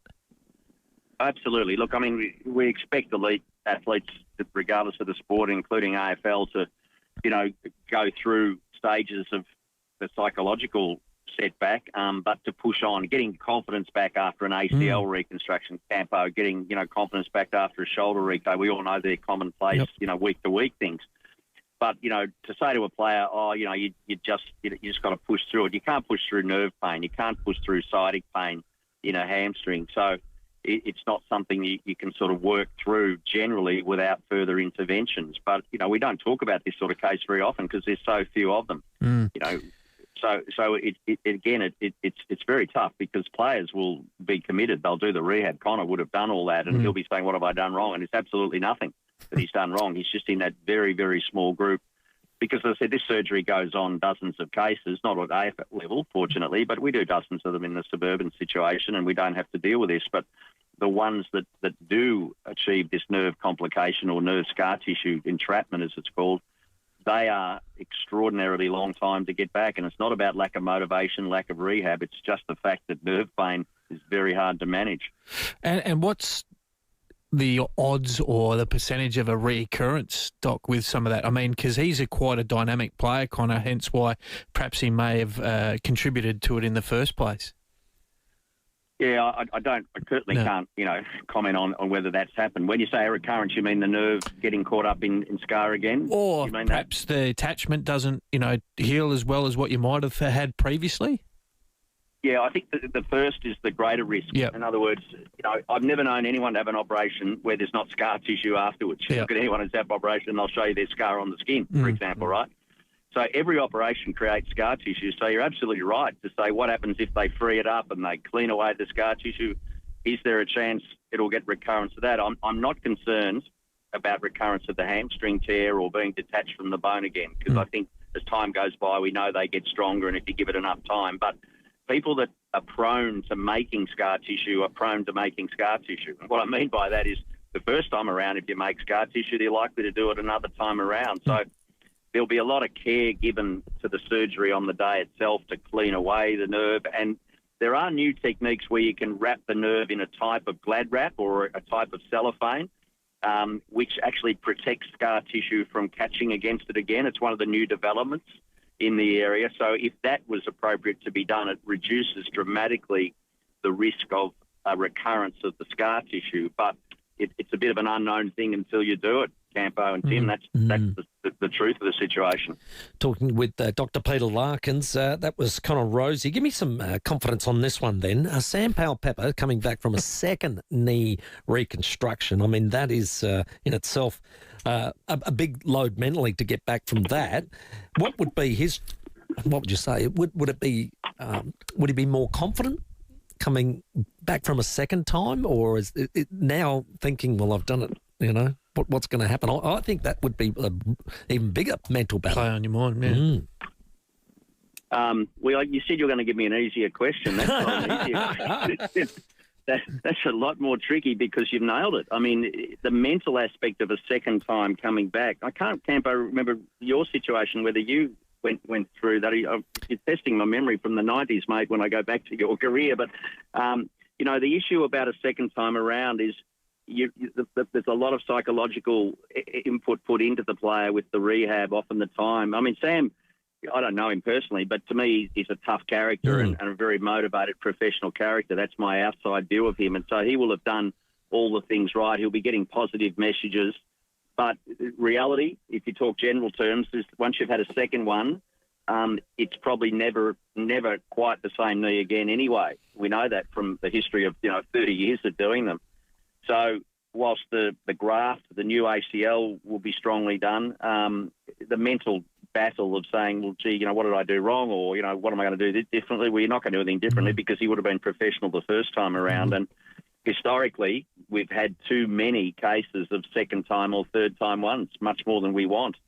And so the answer is, again, it comes back to the individual person. I talked about people making scar tissue before. When you do an ACL, you're very much relying on the natural biology of the player to make good quality graft repair. And so, again, that won't have changed from first time around to second time around for Sam. So a lot of it's in the lap of the gods in terms of what sort of repair ability you have as a player.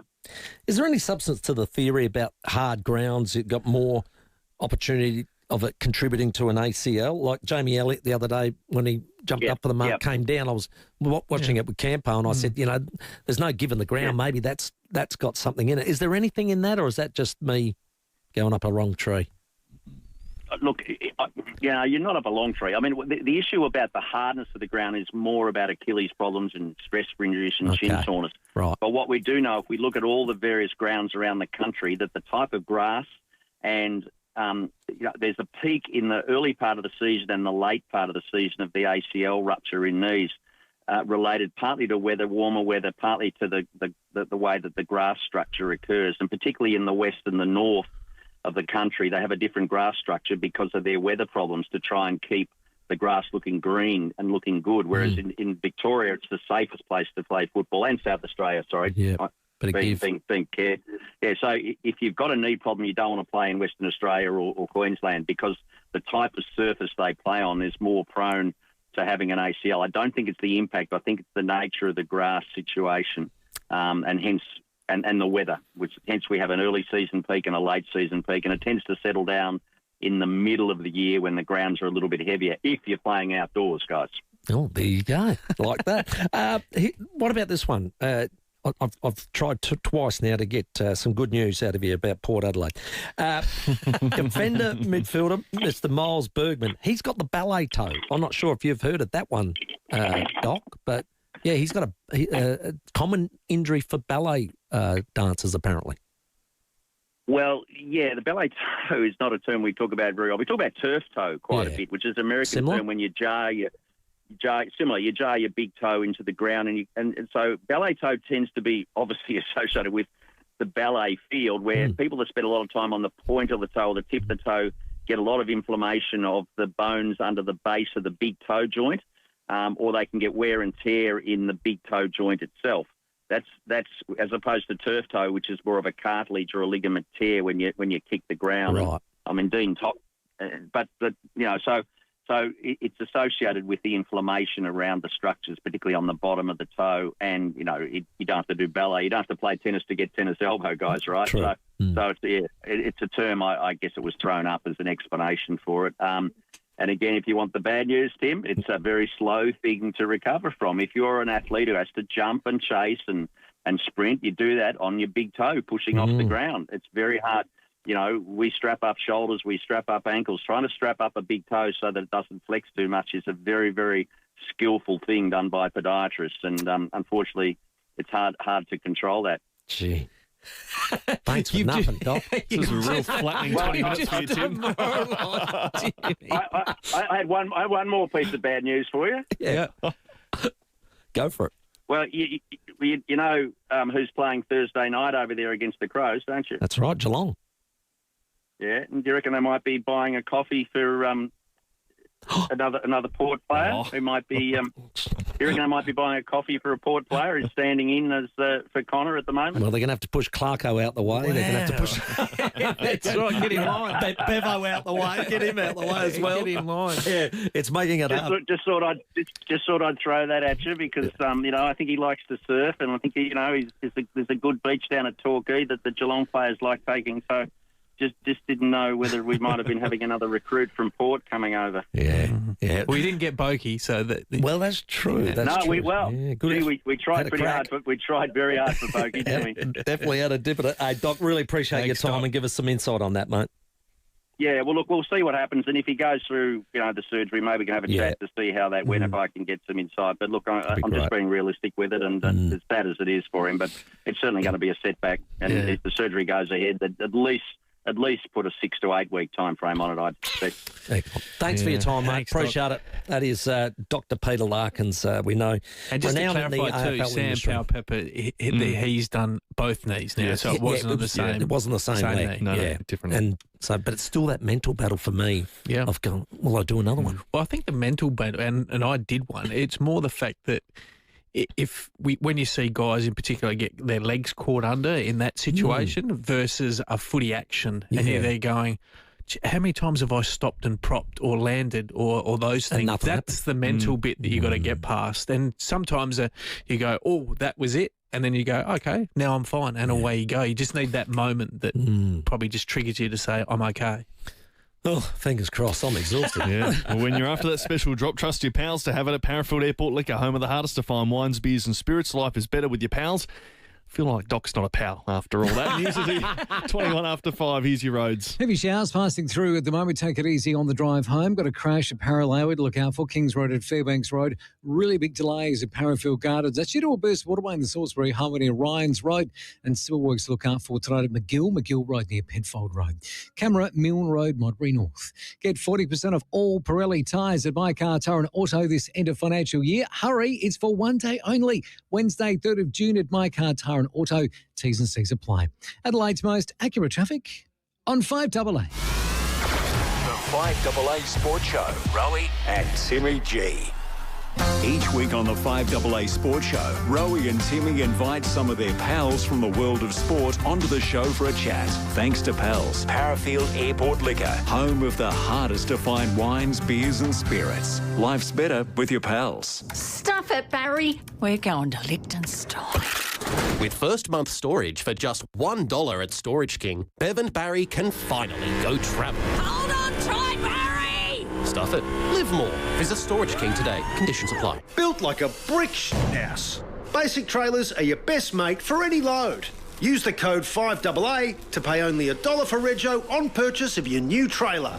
True blue deal at Paraka. Basic trailers. Basically, better. Now, if you haven't been to Turkey Flat Vineyards in the Barossa, well, honestly, what are you waiting for? Now, I have done this, and I've had lunch there. I've done the wine tasting there. I'm now a member there. Wow. Yeah, oh yeah. It's less than an hour from the city, and it feels like completely different world when you get out there. Now you're sitting on the lawns with a glass of Shiraz that come from the vines that are generally among the oldest vines in the world, or even weather is doing its thing. You're inside by the beautiful fire like today. That's absolutely where you should be. Either way, nobody's rushing you.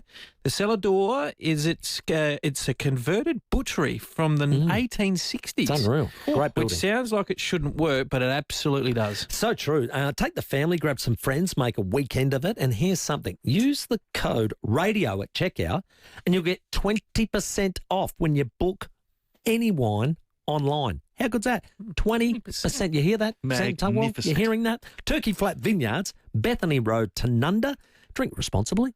Always feeling hungry no matter how much you've eaten? Constantly battling food cravings? Do you often feel like your metabolism is working against you? Introducing Caruso's Reduce Probiotic. Caruso's Reduce Probiotic reduces appetite and suppresses hunger. It also helps in the management of food cravings and supports your body's metabolism. If hunger, food cravings and your metabolism are holding you back, try Caruso's Reduce Probiotic today from leading pharmacies and health stores. Always read the label and follow the directions for use. Moving out. Moving in. New job. First paycheck. Popping the question. Building your future. having a baby, having another baby, needing a reno. Life happens fast. That's why with Bendigo Bank, you can open an account in just minutes right from your phone. With no monthly fees and 24/7 fraud protection, we're bigger for banking that suits you every day. Find us in the App Store today to open your account. Bendigo Bank, the better big bank. Eligibility criteria, terms and conditions and other fees apply. It's stocktake time and end of financial year savings are heating up. Save now on wood heaters from $999 and gas log fires from only $2,999. Visit today and get winter ready for less. Only at Illusion Gas Log Fires and Ultimate Wood Heaters. Make the Avenue Shopping Centre Stepney your local. Needing an indulgence day? Pamper yourself at Monica's Brows and Lashes, Avenue's Nails and Beauty, Avenue's Massage, or the Avenue's Barber. Grab that perfect gift at the Avenue's News Agency. So much variety. Spoil someone special with fresh flowers from Flowers by Definition. And if you need all things health plus plenty of advice, choose Priceline Pharmacy. What a community. Avenue Shopping Centre, home to Coles Local, corner of Paynham and Nelson Street, Stepney. Rowie and Timmy G, the 5AA Sports Show. It's 25 minutes after 5. Coach's Corner coming up at 5:30. Your opportunity to call in, speak directly with Campo on anything football. 8223 0000. $100 Ocean Bar and Kitchen voucher to give away. These guys are amazing. It's delicious Italian seafood dishes down at Henley Beach. So if you want to get in the running for that, call in straight away. Our lines are open. Yeah, going to be absolutely awesome there. Oh, I'd love to be there right now and have a look at the ocean going crazy. Well, that'll be awesome.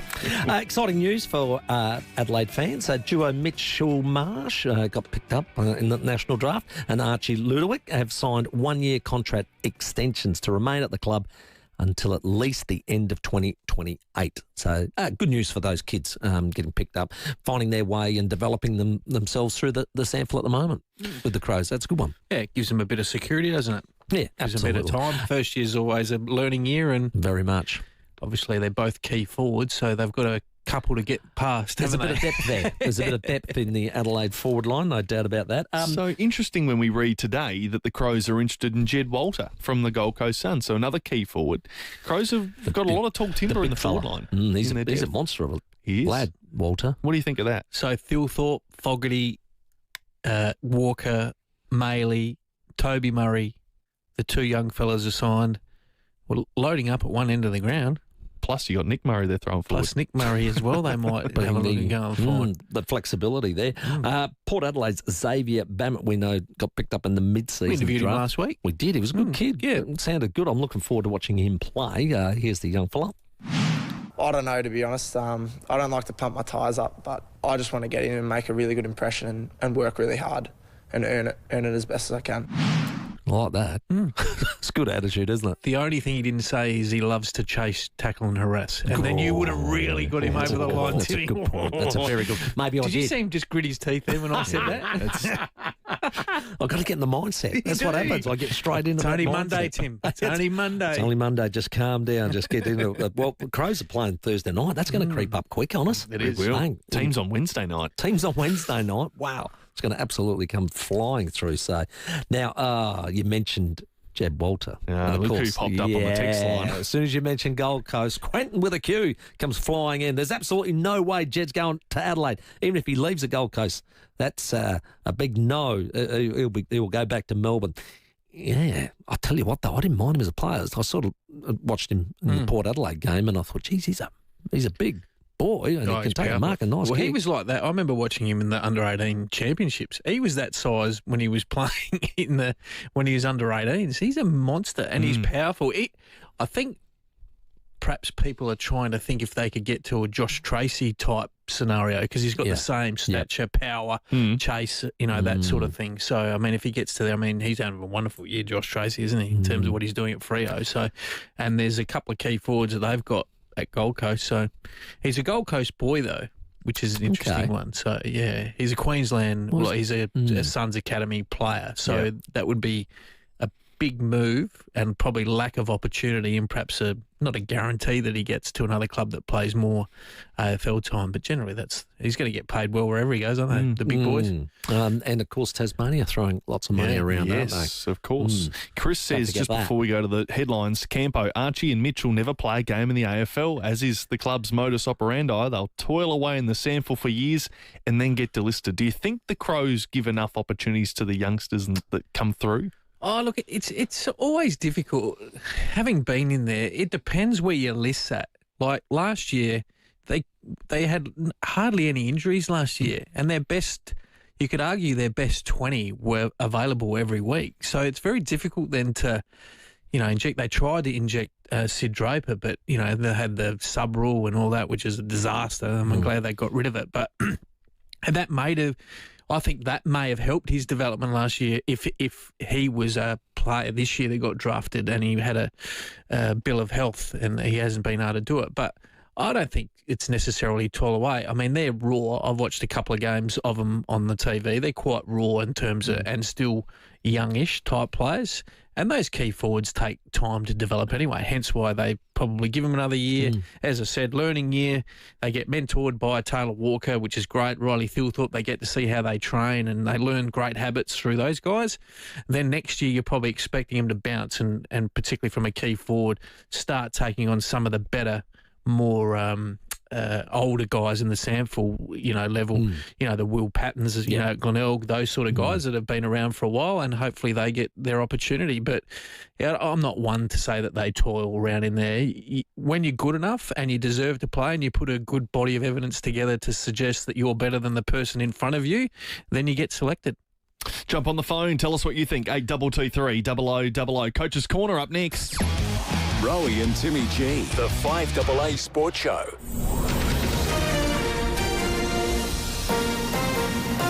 This is 5AA News, always Adelaide. Good evening, Mel Usher with the 5:30 News headlines. Damaging winds have brought down power lines and trees as a cold front sweeps across SA.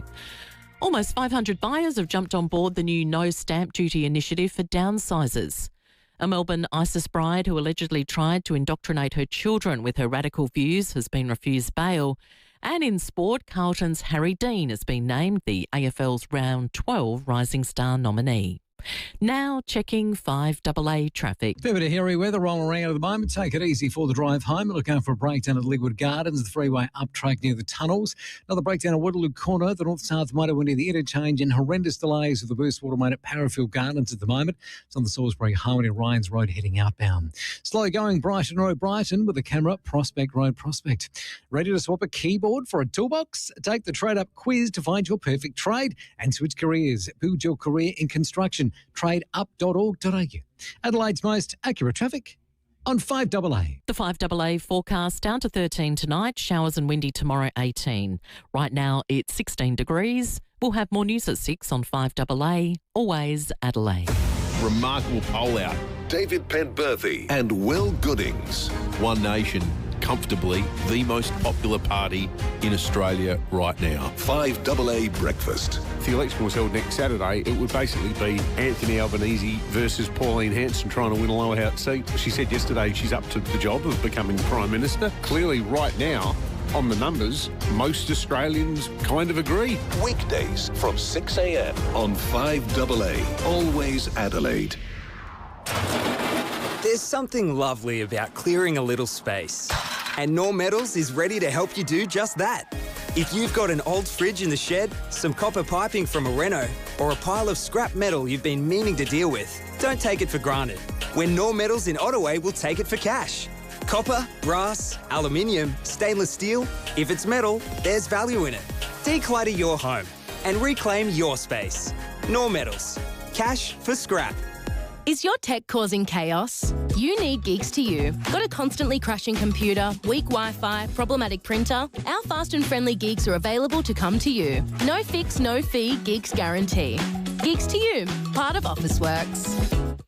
South Australia is big, it's wild, and it's all a little closer than what you think. This winter, get out and explore our own backyard with a special seasonal rates from Avis Truck Rental Adelaide. Yeah, Matt runs the depot at Avis Truck Rental Adelaide. He's a dead set legend and he's always ready to help you out. This winter, Matt's unlocked these special offers, Timmy. Special winter rates, next day booking, extra kilometres included, and insurance excess has been reduced. That's awesome. And look, I think he's doing all this because he's a Bomber supporter. He's in it, help him out. He's in a bit of hurt at the moment and the like, so he needs some help. This winter rates apply to the four-wheel drives, the vans, the dual cab 4x4 utes with lockable canopies and roof racks, and even 12-seaters. How good? Now, whether you're heading to the coast, the wine regions, the Flinders, or a weekend interstate to the footy, Matt's got you covered with a vehicle for that adventure. Avis Truck Rental Adelaide. Trust your mate Matt. Ask for the 5AA winter specials. Call 8241 5200 or jump online at avis.com.au. Hi, Kyle Chalmers here. Just letting you know that when it comes to flooring, Floorweld has some serious purchasing power, keeping prices low on a huge range of flooring options, including waterproof floors, which is great for me.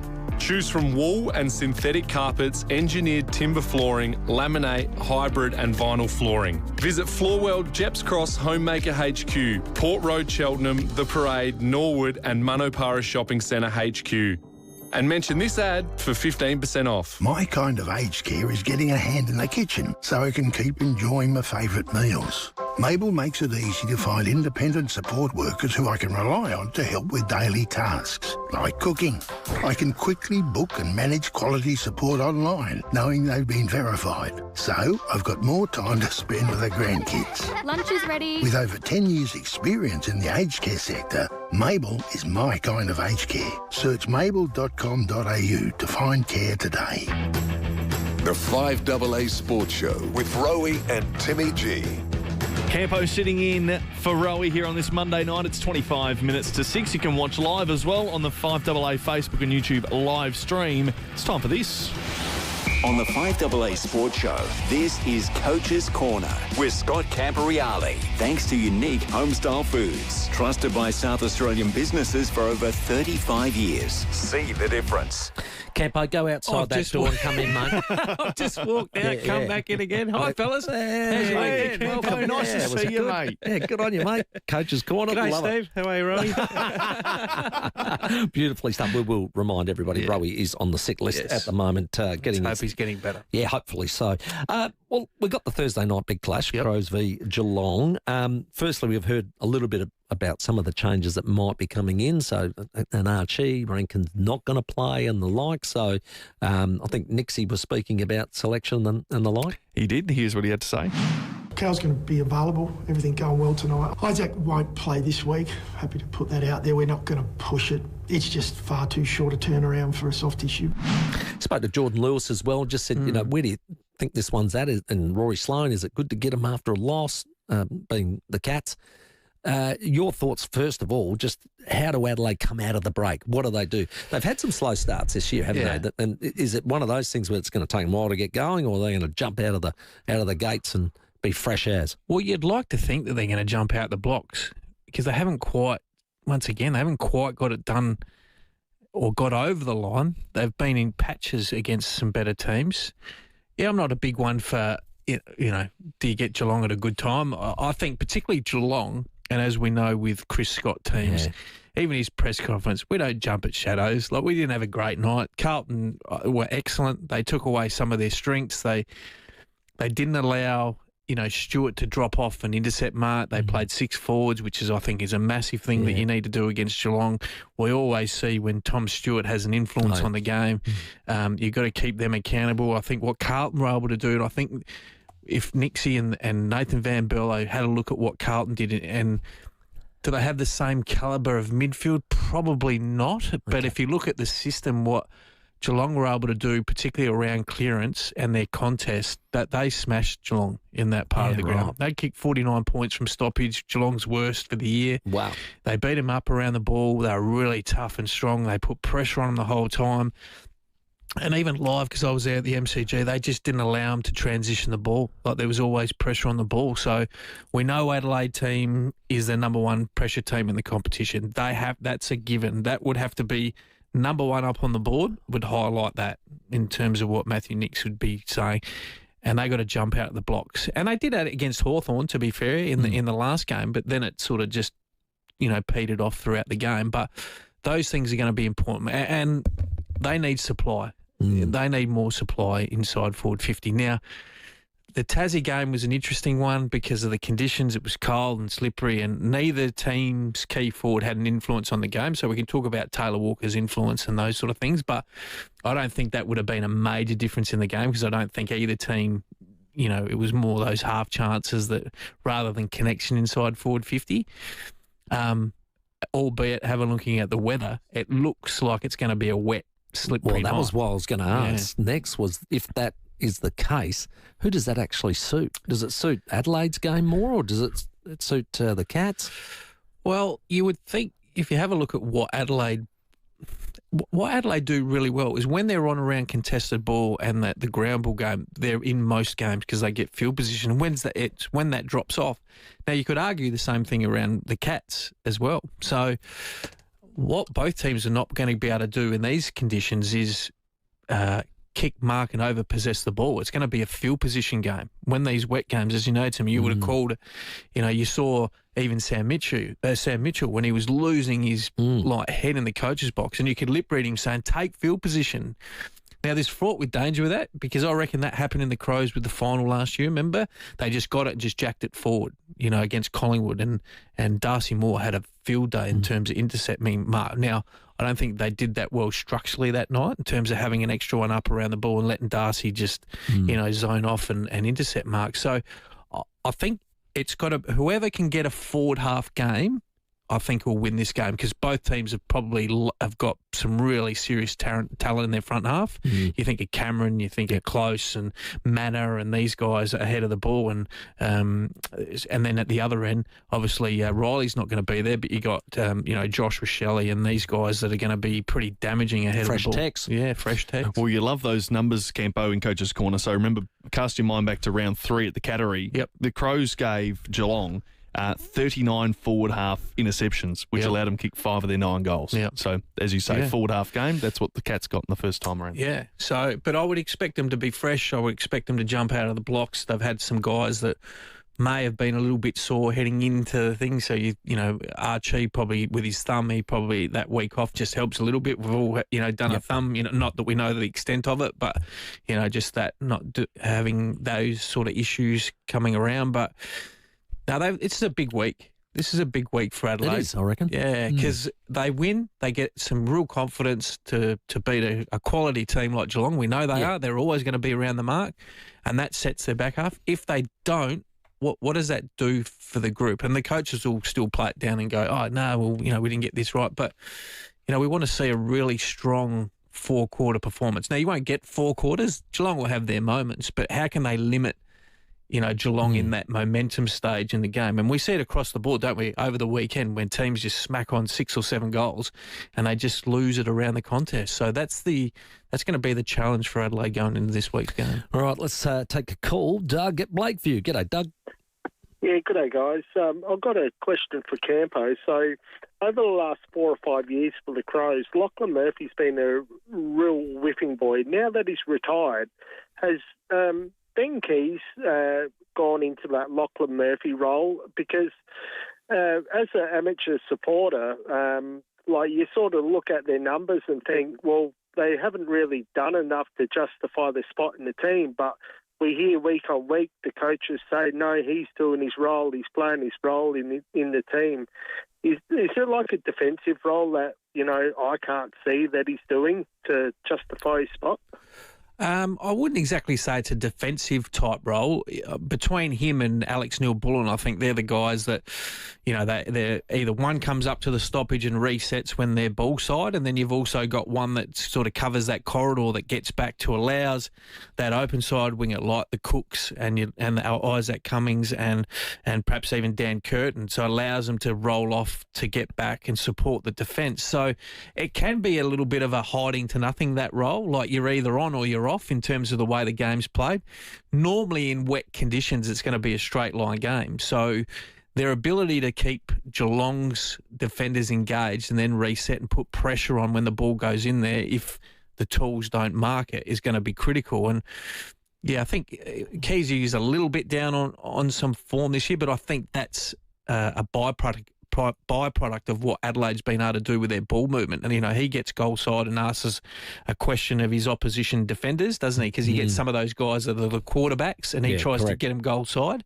And Alex Neil-Bullen does pretty much the same. So the challenge will be is what that looks like, and hence why we're having these conversations around the 2 tools versus 3 tools, because I'm not sure you can play, Josh Richelli,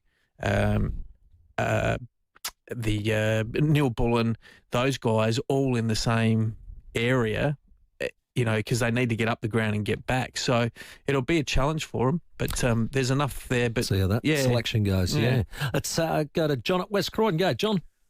Hey, fellas, how you going? Good, John. Just off the back of one of the texts that you got in about the extension of the 2 boys, and the text saying something that they're going to rot or they won't get a go. That was interesting because I've always felt that young Sid Draper's been given a bit of a hard time. Now, I know he's been injured, so let's not go down that track for a moment, right? So he's been injured. I reckon his first 4 or 5 games he started off as a sub at the club. Mm-hmm. Now, I'll just rattle off some stats. Finn O'Sullivan played 31 games for North Melbourne. Jagger Smith, I know he's had 12 months off because he's done his knee. He's played probably every game this year. He's up to 11, I reckon. Yep. Well, let's leave out Levi Ashcroft for the time being because he probably should have gone way earlier. Harvey Langford, Melbourne, 34 games. Yep. Mercy Reed, that got picked at number 17, he's played 36 games. Mm-hmm. And I'll go to something that I think Adam Kelly said earlier this year about Sid Draper, and that was something along the lines of they're trying to build him into a footballer. Well, I reckon he was a footballer when he got drafted because he certainly wasn't a giraffe. I'm not sure what they're trying to do. Why is a bloke like Murphy Reed that got picked at 17 able to play 36 games, and our guy that got picked at pick 4 has to start as a sub for 4 or 5 games? And let's just play the lad. He's got a point of difference that we don't have in the team. And again, he's another one that is going to have to win 3 McGarry medals, have to jump through hoops and do all this stuff. Just play the lad. Yeah, For God's sake, how difficult is it? Yeah, it's a good question, John. It's always a balancing act, in terms of where they're at, and you always make judgment calls and what support he's got around. I'm a bit the same in terms of like those top-end talent that you're talking about. They're all really high-quality players, and they've been injected into teams with senior players to support around them. So, yeah, it's an interesting one, but I guess the challenge with Sid is just being his body. He just hasn't been able to string consistency together, even in his junior. He had a really good year the year before his draft year. Like he was outstanding, and then he was a lot injured during his draft year. Yep. Once you start playing catch up, particularly with younger players, that can be a challenge. But the argument would be, that could he have played some more game time instead of being the sub? But I'll go back to the original conversation when we had that conversation before. I guess the makeup of that group that they were going through there, Nixie obviously trusted those guys more, and that's essentially what it comes down to. Yeah. I was just looking because Joe Berry's in that same draft, how many games he's played at Port, 23. So I could see John's point of all these other guys. Well, and I think it's horses for courses. I'm not sure it's ever one hard and fast rule either, Timmy, when it comes to players playing games. I mean, some guys, like Levi Ashcroft, he's walked into a, pretty successful team. He's had to earn his spot and he performs well, but he's performing well because he's got better players around him, as well. He's in a very good outfit. Yeah, 23 games versus Sid, who's played 10 games all last year and 6 as sub, so very different makeup. And just breaking news as well. Oh, hello. Hot off the press. Because Crows are training at Adelaide Oval as we speak with the Thursday night game. Braden Ingram from Channel 9 has just posted some footage of what looks like Isaac Cumming re-injuring his hamstring. So he was going to get through tonight's session in order to play, and it looks like he's done it again. He's gone straight into the rooms. It's like a quick change of direction and then gone the stiff leg. So what looked like a possible, or more than likely in for Thursday night is not to be, perhaps. So we'll get an update from the Crows later on, maybe tomorrow. It's 12 minutes to 6. We'll check your traffic. We'll cover off Port Adelaide as well next. If you want to call in, we're in Coach's Corner with Campo, 8223 0000. Bit of hairy weather for the drive home. Do take it easy with rain and wind tonight. Got a breakdown to look out for 2 at Leawood Gardens, the freeway up track near the tunnels. Horrendous delays tonight with a burst water main at Parafield Gardens, the Salisbury Highway to Ryans Road, and urgent sewer works to look out for at McGill Road near Penfold Road. Camera, McIntyre Road, Salisbury East. Discover the freedom of downsizing to a Forestville apartment or the convenience of home without the maintenance. Minutes from Adelaide CBD. Visit forestvilleapartments.com.au. Adelaide's most accurate traffic on 5AA. Rowie and Timmy G. The 5AA Sports Show. Don't just get a forklift, get a Toyota forklift. Right now, there's never been a better time to buy a new forklift from Toyota Material Handling. Score great end of financial year deals across a selected range of new Toyota electric pallet jacks and counterbalance forklifts currently in stock, stacked with legendary reliability and productivity and ready to deliver outstanding end of financial year value. For more, visit toyotamaterialhandling.com.au. Get a Toyota forklift. Terms and conditions apply. Offer ends June 30. Hi, it's Eddie May here from NRG Solar. When it comes to power bills, NRG Solar understands that South Australian businesses are feeling the pinch too. The Cheaper Home Battery program isn't just for homeowners. Eligible businesses can access those savings as well. NRG Solar takes a consultative approach with commercial customers, starting with how your business uses power, then designing a solar and battery solution that makes financial sense. Talk to NRG Solar and see what a solar and battery solution can do for your business. Visit nrgsolar.com.au. It's the end of financial year sale at City Discount Tyres. And all-terrain drivers, this one's for you. Red hot deals on selected Falcon Wild Peak and Yokohama Geolander tyres.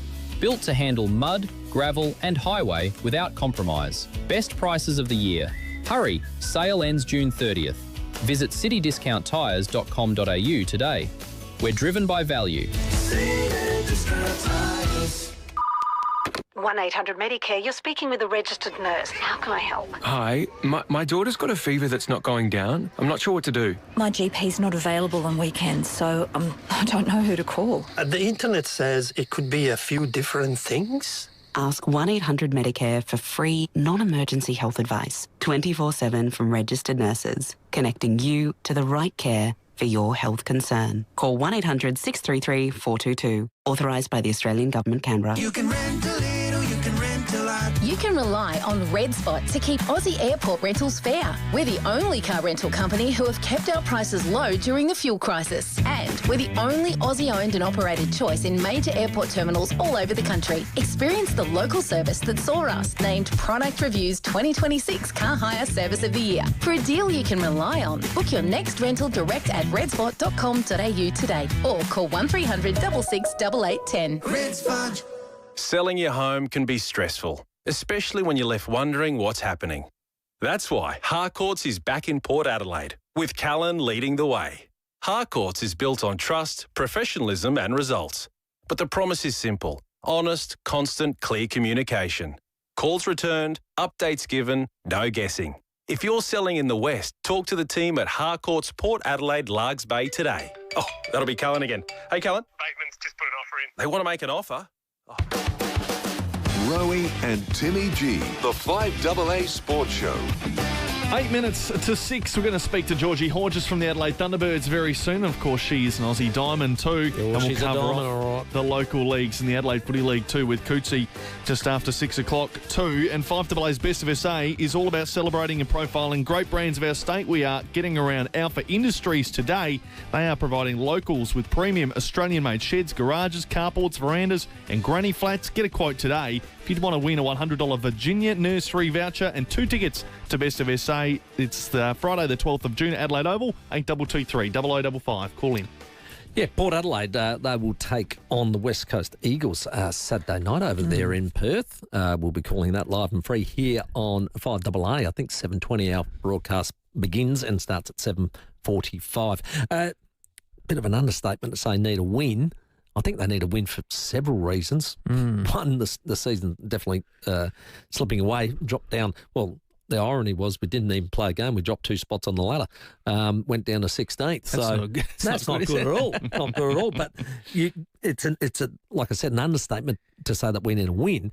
Can they beat West Coast, who are improving? We see that over there in Perth after a break. Yeah, well, it's always hard, isn't it, to gauge when you're a team different to Adelaide, because they've got a body of work that we can sort of go off. A bit different with Port, I think, Timmy, in that we're sort of gauging on the first 11 games and what have we seen. Yeah. And there's inconsistency in a couple of those areas. That last month wasn't great. After the great win against Geelong, it just slowly but surely, it wasn't as if they were getting smacked, but they were losing games and not looking as good as they looked in some of the other games where they were able to defend better. Yeah, I think they've still been defending okay, because you remember the inside 50s. I mean, they could have easily have been, bigger absolutely, piled on, but they didn't.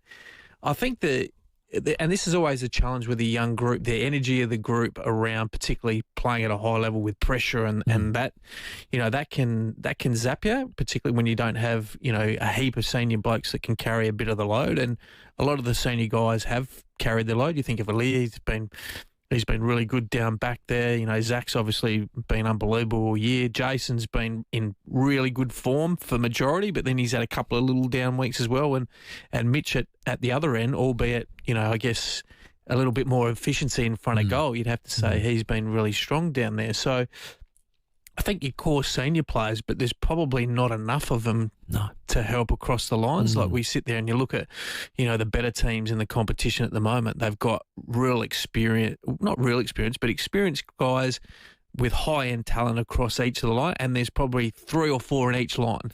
Well, when we played Carlton, I looked at the games played and it was like, it's unbelievable. That's why I went, well, Carlton aren't that bad. They've got quite a lot more experience. With a lot more experience, a lot more games. Well, and particularly when they went and got Ainsworth and Will Haywood and those guys that have played their sort of 100. Georgie Hewitt back. Correct. Those 100+ games. But, they've got a pretty tough month as well, Timmy. So West Coast away, Sydney at home, which won't be easy, Collingwood away, and then the showdown. So the next 4 months. But you'd like to think that they've had a refresh over the break. You or Jason, we're going to take a bit more ownership as well. Get that energy back in how they want to play. They would have had to tweak a couple of things, because I think they were probably, wouldn't say easy to scout, but that you could see really clearly what Josh wanted to do, particularly with their ball movement, and teams are sort of going, well, we're not going to allow you to kick it past us. And we spoke to Luke Webster and he said exactly that, didn't he? He said they've been able to scout us and stuff, which is always good. And that challenges the coaching group as to we want to be ahead of the curve and not just rely on what we've done previously.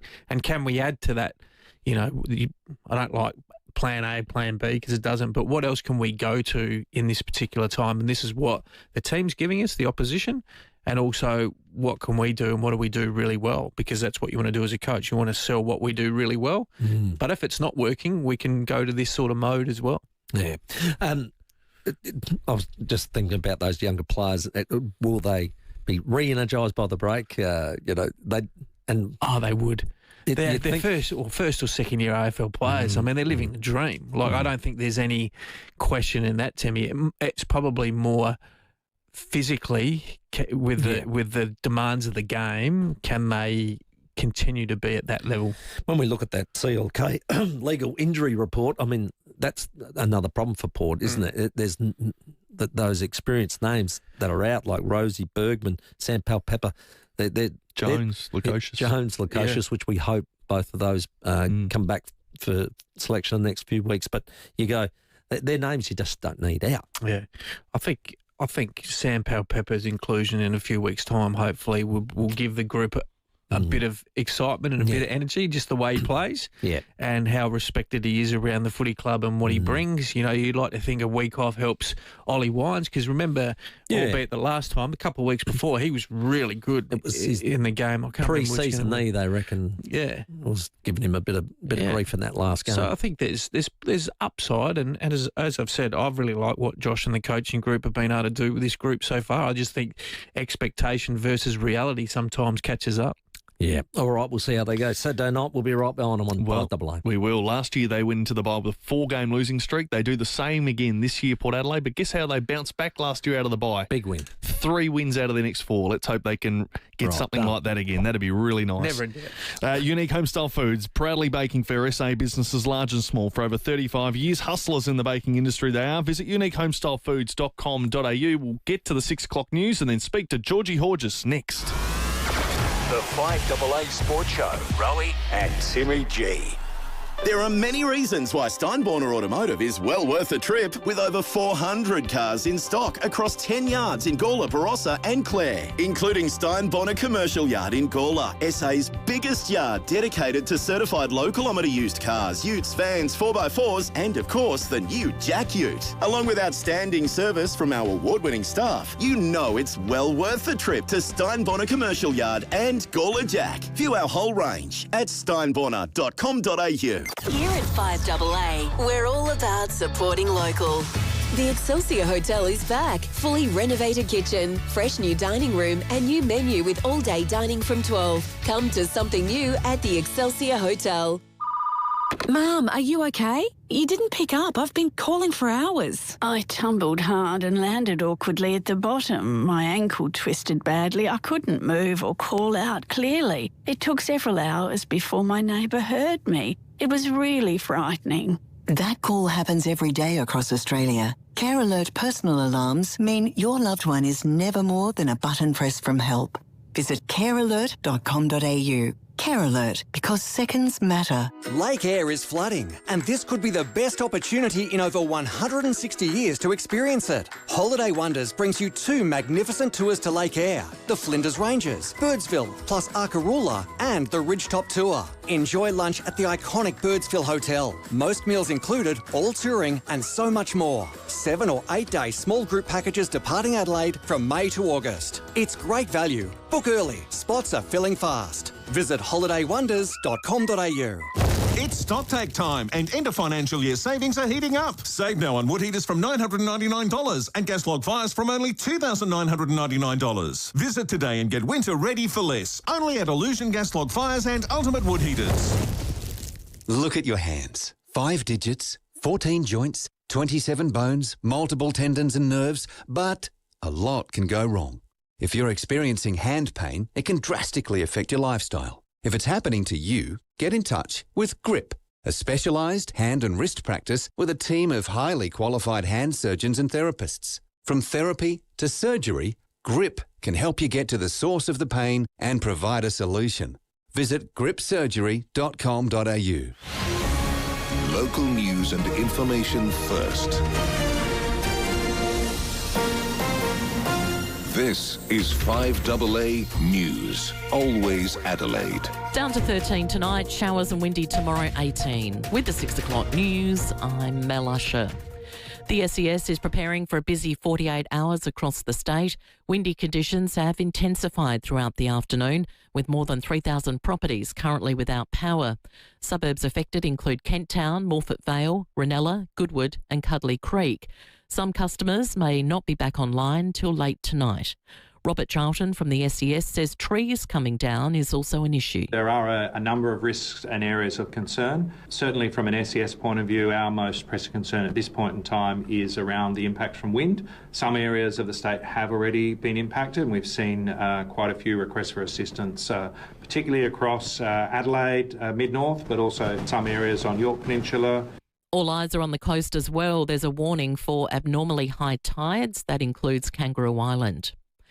Police returned to Andamuka today to continue investigations into the disappearance of Trisha Graf. Major Crimes, Star Group, Mounted Operations and SES members searching east of Blue Dam toward Lake Torrens. The search will include approximately 1,000 mine shafts and they'll research Blue Dam. The dam will be drained after a previous search was unable to eliminate the presence of evidence of Trisha's disappearance. The 41-year-old was last seen in December. A Melbourne ISIS bride who allegedly tried to indoctrinate her children with her radical views has been refused bail.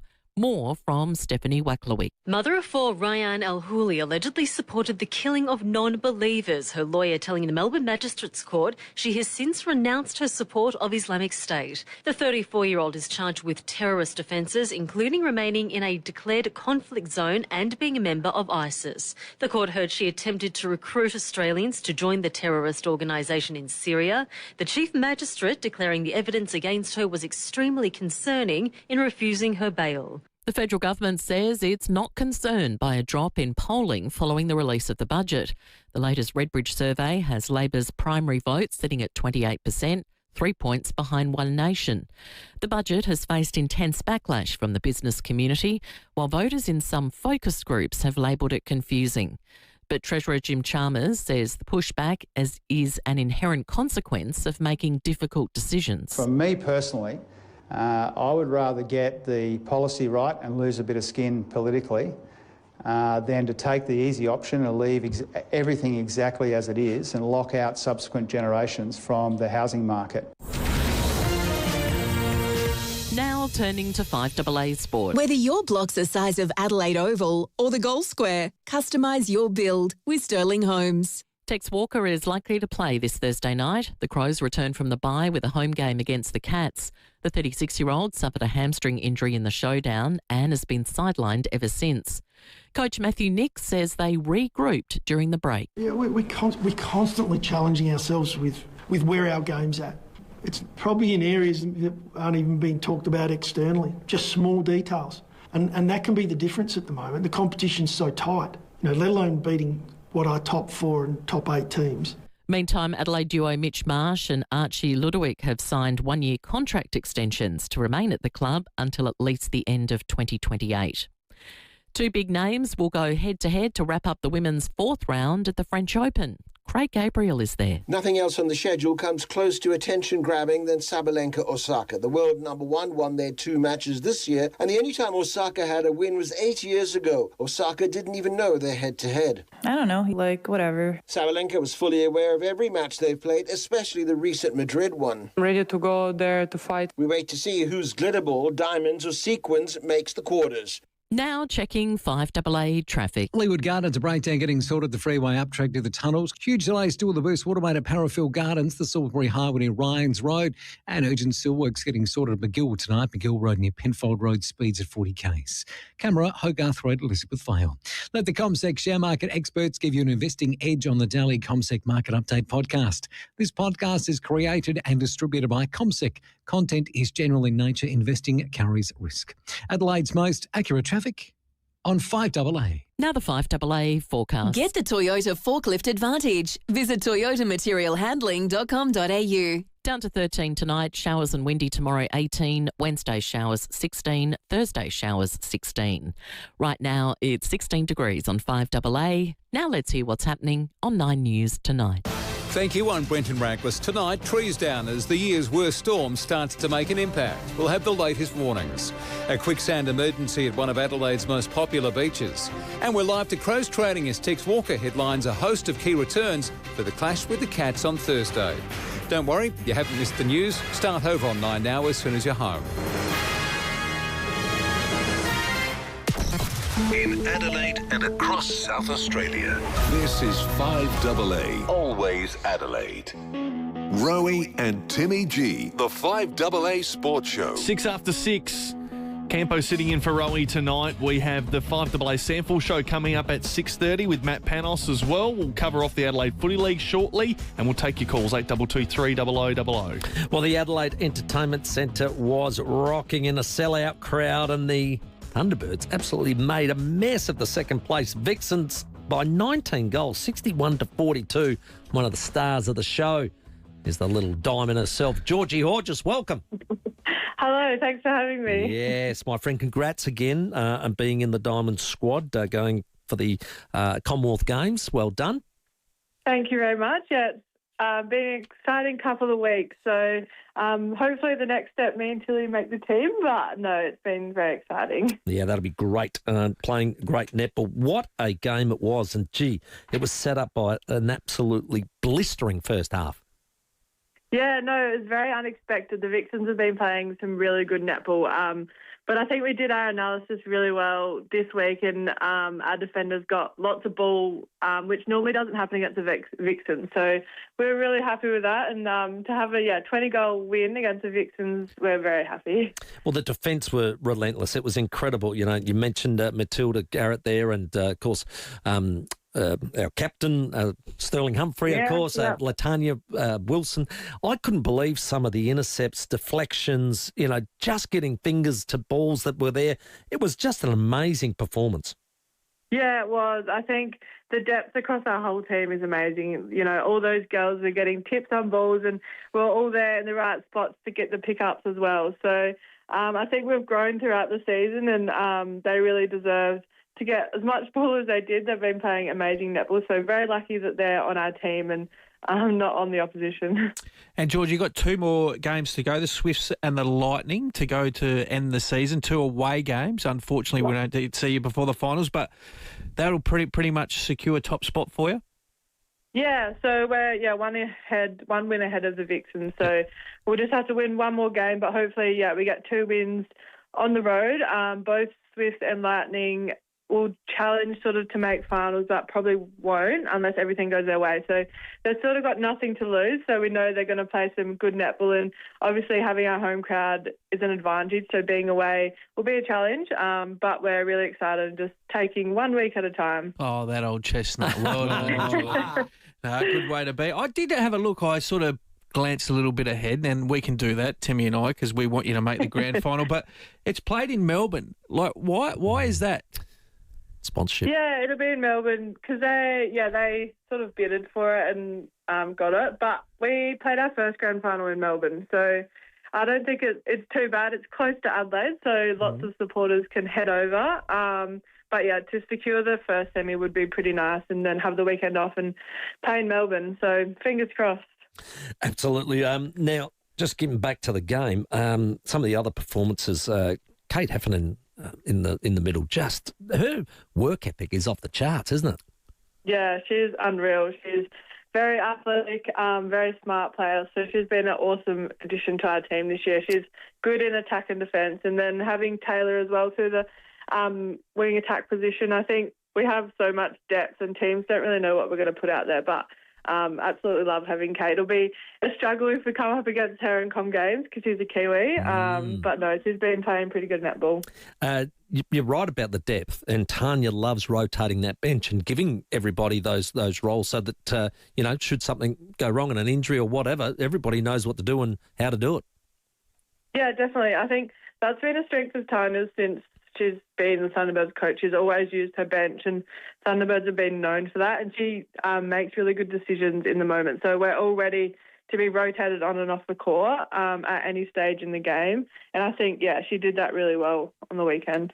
Absolutely. Now, your game, I think you were absolutely smashing off the charts with the goal assists, and it was just phenomenal, and they're giving you a good rap, and you were just getting away from them. But I got to ask you, there was a pass where you were almost falling out, and you've done the old sky hook back around your head straight to Vandenberg, and up it goes for another goal. That was amazing play. You've been practicing that one?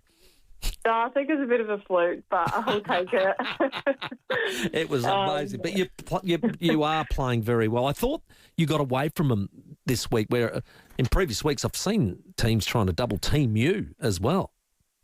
Yeah, I think it has been a hard season. There's been lots of different defenders, and they've been trying lots of different things. But yeah, I think Vixens play a really hard man-on-man, but they were doing a bit of a different style of defence. But I think our whole team, just everyone was just on and playing their game and sort of beating their own opponent. So, it was really good. And congratulations on the Diamond selection. That must be a wonderful achievement. Was that a goal at the start of the season to make that team? Yeah, definitely. I've been in the Diamond squad, I think it's for 2 years now, but I think you never feel complacent being in the squad. So getting that phone call from Stacey was really special. It was a bit of a roller coaster day. You get the ups and downs of, am I going to make it? And then obviously really excited when I got in. But yeah, I guess the next step is the next couple of weeks finding out about the team. So try not to think about it too much, but it's definitely a goal of mine. To play in the Com Games would be pretty special. Well, not only that, you're hopefully going to play finals for our Thunderbirds. Your Com Games is about 50 days away, and then in August and September you got the World Cup for the netball as well. So you got a busy 3 or 4 months coming up. Yeah, it's a very big year, Com Games, and World Cup's next year. So I guess it never stops, but I do love netball, so I'm very lucky. It's a big part of my life, and fingers crossed we can make all those teams. And also having Tilly alongside me would be pretty special as well. Absolutely. You know the 2-pointers or whatever they call them, the super shots. You don't like it? No. I love it. It annoys the I love Jesus it. Georgie, do you like it or not? Well, to start with, I didn't like it at all, but it helped us win a premiership one year, and then the next year we didn't use it at all. So I think it's a love-hate relationship, but it brings a bit of excitement to the game. You're right. I find, and I reckon this happened to the Vixens yesterday, because we were on top and had that really strong lead. I think they went into a little bit of panic mode. They had 16 attempts at super shots, which is a very high number, and only achieved 7 out of that. So that, for me... It's not a big number, is it, really? Well, because you only get the last 5 minutes. I mean in terms of accuracy, like to try and execute it. The actual execution wasn't great. We had 3 from 5, I think, so we don't go crazy on it. But, Georgie, do you think sometimes the teams do maybe panic and think they've got to go for those two-pointers? Yeah, I think so. I think you can use it in many different ways, but obviously to catch up in a game you need to use it. That's when the pressure's on. So there's a bit more pressure on the goalies to actually get those goals. But I think, we obviously don't use it much, but we definitely can. We have 4 shooters that can shoot from there. But, Vixens were chasing, so there's a bit more pressure, but normally they're very accurate from the 2-point zone. Yeah. The other impressive thing about this win was they've got the diamond shooters in Sophie Garben and Kira Austin. That was and like you said, it was very much the team getting back, because when Tilly and Shamira were there, and then Latanya come down and intercept and the like, everybody was making it really hard for them. I reckon they had their hardest day out. Yeah, it was a challenging day for them. I mean, coming up against our defenders would be very annoying. But normally they play, really good against us. So I think we just did our homework really well. And I'm sure next time we play them, they'll have different strategies and come out like a whole new team. So, it won't be easy next game. No doubt about that. Look, good luck. We'll keep following you, and hopefully we have another chat before another attempt on the final. Yep, sounds good. Thank you very much for having me. Well done, Georgie. Georgie Horgis, our guest, into the Diamond squad. Very excited about that, but playing awesome netball for our Thunderbirds. Absolutely dominant they were. And a good text here from Leith saying the Matilda and Shammy double defence tip was amazing during the match. Thank you for that, Leith, watching on the Thunderbirds on the weekend. It is 16 after 6. You can call in, be a part of the show still. 8223 0000. The 5AA Sports Show. Rowie and Timmy G. Let's celebrate unique businesses, big and small, with 5AA's Best of SA. Aussie Fast Transport Solutions, SA owned and operated, delivering reliable freight and courier services Australia-wide with local support. The Best of SA on 5AA, always Adelaide. Hi, I'm Lynn Andrews. For over 50 years, we, the Lynn Andrews team, have specialised in commercial and residential property management. But above all, we specialise in people, helping to make life easier for investors and tenants. Everyone is treated with empathy and respect. It's the way we do business. It's the Lynn Andrews way. For residential and commercial property management, we're here to help you. Visit lynnandrews.com.au. Hi, Mike Keelan here. Now, there's a difference between being served and being helped. Often at a big hardware franchise, you're just being served. But at Mowers Plus Salisbury, they always help you. They'll ask the right questions to make sure you get the help you need. With decades of know-how and a workshop that keeps everything you own running like new, including cylinder mower grinding and all types of blade sharpening. You'll always receive genuine service from people who really care. Google Mowers Plus Salisbury. Hi, Rodney Jane here. Bob Jane T-Mart's end of financial year Price Buster sale is now on, and the savings are huge. Get up to 35% off a selected range of Yokohama tyres, plus 35% off selected Hankook tyres. Get a massive 35% off selected Kumho tyres. Buy 3 selected tyres and get the 4th tyre free. No one beats our best tyre price guarantee. At Bob Jane T-Mart's, we'll look after you. T's and C's apply. A year of roadside assistance is now included with eligible NRMA car insurance policies in South Australia, whether you're a new customer or an existing customer renewing your policy, because that's what a help company would do. Renew your eligible policy or get a quote today at nrma.com.au/SA roadside. SA risk addresses only. Excludes CTP and classic car insurance. Offer may be withdrawn at any time. Always read the PDS. PDS and T&Ds available from NRMA Insurance. 12 months of everyday care roadside assistance provided by National Roads and Motorists Association Limited. Trading as NRMA. Separate and independent from NRMA Insurance. Fact 1. About 70% of your immune system starts in the gut. Fact 2. More immunity supports less sick days. Fact 3. You can help activate your immunity by supporting the gut immune connection with Blackmore's new Gut Immune Biotic, combining high-strength vitamin C, zinc and clinically trialled Wellmune Postbiotic. Support healthy gastrointestinal immune function with Blackmore's Gut Immune Biotic. Activate your immunity. Visit blackmores.com.au to find out more. Always read the label and follow directions for use. Hey, are the onions done? Not long now. For over 12,000 South Australians, the most important meal of the day is from Meals on Wheels. How's the soup coming along? Behind the meals and behind the wheels are our wonderful volunteers, like our cooks who make the delicious 3-course meals for our customers. Amanda, hello. If you love cooking, we could do with you. Oh, it smells delicious. Become a volunteer today and help us keep the wheels turning. See you tomorrow, Chris. Visit mealsonwheelsa.org.au for details.